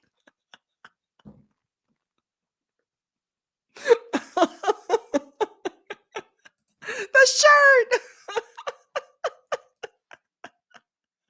Oh my God. And we got Eric in the background too. I'm so sorry. Yeah, I agree. Rainbow Bright gone wild. I'm sorry, guys. Oh gosh. I did want to shout out the Tory said he never kissed a woman, but he got his dick sucked by another conservative YouTuber, Destiny, the way he was slobbering on that knob. Oh my God. And that's the time for you to put the kids to bed, ladies and gentlemen. All right. That time. I'm sorry. Sabby says, get out of the house and have some fun. Oh my gosh. And don't listen to Fabio Fuentes. Well, all right. I will say the chat was split on your shirt. A lot of people did like it, so don't feel that everyone was ragging on it. So, all righty. Eric's gonna close out the show, right. ladies and gents. Oh, tomorrow morning, guys, I will be on Amanda Seal's podcast. It's called Amanda Land. Amanda Land. Ooh, that should be interesting. What are you going to talk about? We're gonna go through news, and we're gonna do we'll go through news, and then I think I'm gonna talk about the documentary a little bit. Cool. Cool. All right, guys. I'm over and out. Have a good night. Keep up the fight. And get out of friggin' house. Juicy Fruit is signing off. All right. All right. We're going to do a little show close here where we'll see what we've got in chats and talk about some other things. But yeah, that was good stuff. So one thing, I did want to bring it back to our guest in the show was Peter Byrne about military AI, and I thought that was really good stuff. Oh, hang on, I got to call. That's what they call in the biz the cough button. But about AI, there was a thing that was posted to the old 11 Demands Substack a while back about AI that made me think of that. I just wanted to do a quick cover on that. So if you go to the old 11 Demands Substack at 11demands.org, there's lots of good stuff on there to see, and there's I'll have to dig down a little bit for this one. For the there's a post. I think it goes back to April about AI. Here, let's see. Let's look at them all. Here we go. All right. So this is. Get down more. Get down more. Oh, there it is. Nope. That's the one. AI is a tool. Now, this one goes back to April, and Richard Wolff was on the show, and Richard Wolff had he had done a tweet about AI and talking about, is AI good, is AI bad, and so this Substack post kind of plays off of that. So AI is a tool. During a recent interview on the Sabby Sabs show, this was back in April now, Professor Richard Wolff was asked about the prospect of AI taking over people's jobs. In part of his response, he described two ways that business enterprises could handle it. In a capitalist enterprise, if the AI results in workers being twice as productive, the business owner could say, who tends to say, great. And then he fires half the workers and takes home the same amount of profit. If we were talking about a worker co-op enterprise, the employee members could decide democratically to cut their work hours in half and still retain the same shared profits and benefits. It's a mistake to focus too much on the tool itself. Yes, there are some tools and AI tools like automated killing machines and the AI that we were talking about in the show earlier that should be banned outright. But in the vast majority of cases, the critical question is who is wielding the tool and for whose benefit. At this point, AI is consistently overhyped. It can't do a fraction of the things that a human can do. For instance, like try asking an AI to do your laundry. It's just not there. But it is an important tool, and its capabilities are increasing year to year. But for whose benefit? That's the key question. Is it benefiting the 99%, or is it benefiting the top 0.1%? The key takeaway is this: it doesn't have to be this way. We can have a world that provides jobs, healthcare, education, and peace for everyone. But to get there is going to require a mass movement based on a set of clear, concise demands. This is what MCDS and 11 Demands are all about. And it's time for the 99% to come together. And you can check out 11 Demands, the 11 Demands Collective. That's about, that link didn't work. But the 11 Demands Collective, there it is, about staying on message with MCDS and about what we do about this mess. So you can find that more at old 11demands.org. Please do check that out. And if it sounds good to you, get on board. And, we want to talk about all the problems and all the things that are happening. Education, part of this is crucial. But then we also have to be ready to answer the question, what do we do about this mess? No, it's certainly not voting for Democrats or Republicans, or any of the uniparty. It's about sparking a movement that demands that we have a non-corrupt government, and calling out the corruption is crucial, and demands that we fix that and have a government in a world that works for us, the 99%, not for the billionaires. All right, that's the spiel on that for the moment. Let's see what we got for some chats in here as we close out the show, and some of these chats will go back to the earlier stories. Thanks for the super chat, Mr. Roger Meadows, who says, he's talking about, so this is talking about the earlier story about Trump being challenged about Republicans retiring, and Roger noting this happens on both sides. A total of 16 Democratic senators retired or chose not to seek re-election during Obama's presidency, January 2009 to January 2017. Yeah, I mean, I think what happens too is the Congress critters, as I like to call them, see the writing on the wall, and you know, the Republicans right now are pretty convinced, I think rightly so, that the party is going to do poorly in the midterms, and so they're getting out while the getting's good. Now, all that stuff is a nice theater, but you know, we also then need to always take it back to, you know, okay, it doesn't matter which party is you know, controlling the government, red or blue. We have to get control of the government for ourselves, the 99%. Thanks for the super chat, Measured Man, who says, this administration equals do not pass go, do not collect $200. We the people, the majority, not left, right, black, white, go directly to jail. And shout out to Record Lord for being a member for 9 months. And he says, get ready for the outwards aggression of the West turned inward. And thanks for the super chat. Ihamedat, he says, please look at the story. I think we might have read this one earlier of Lakita Cordia, the protester that is in jail, and no one is talking about her. We'll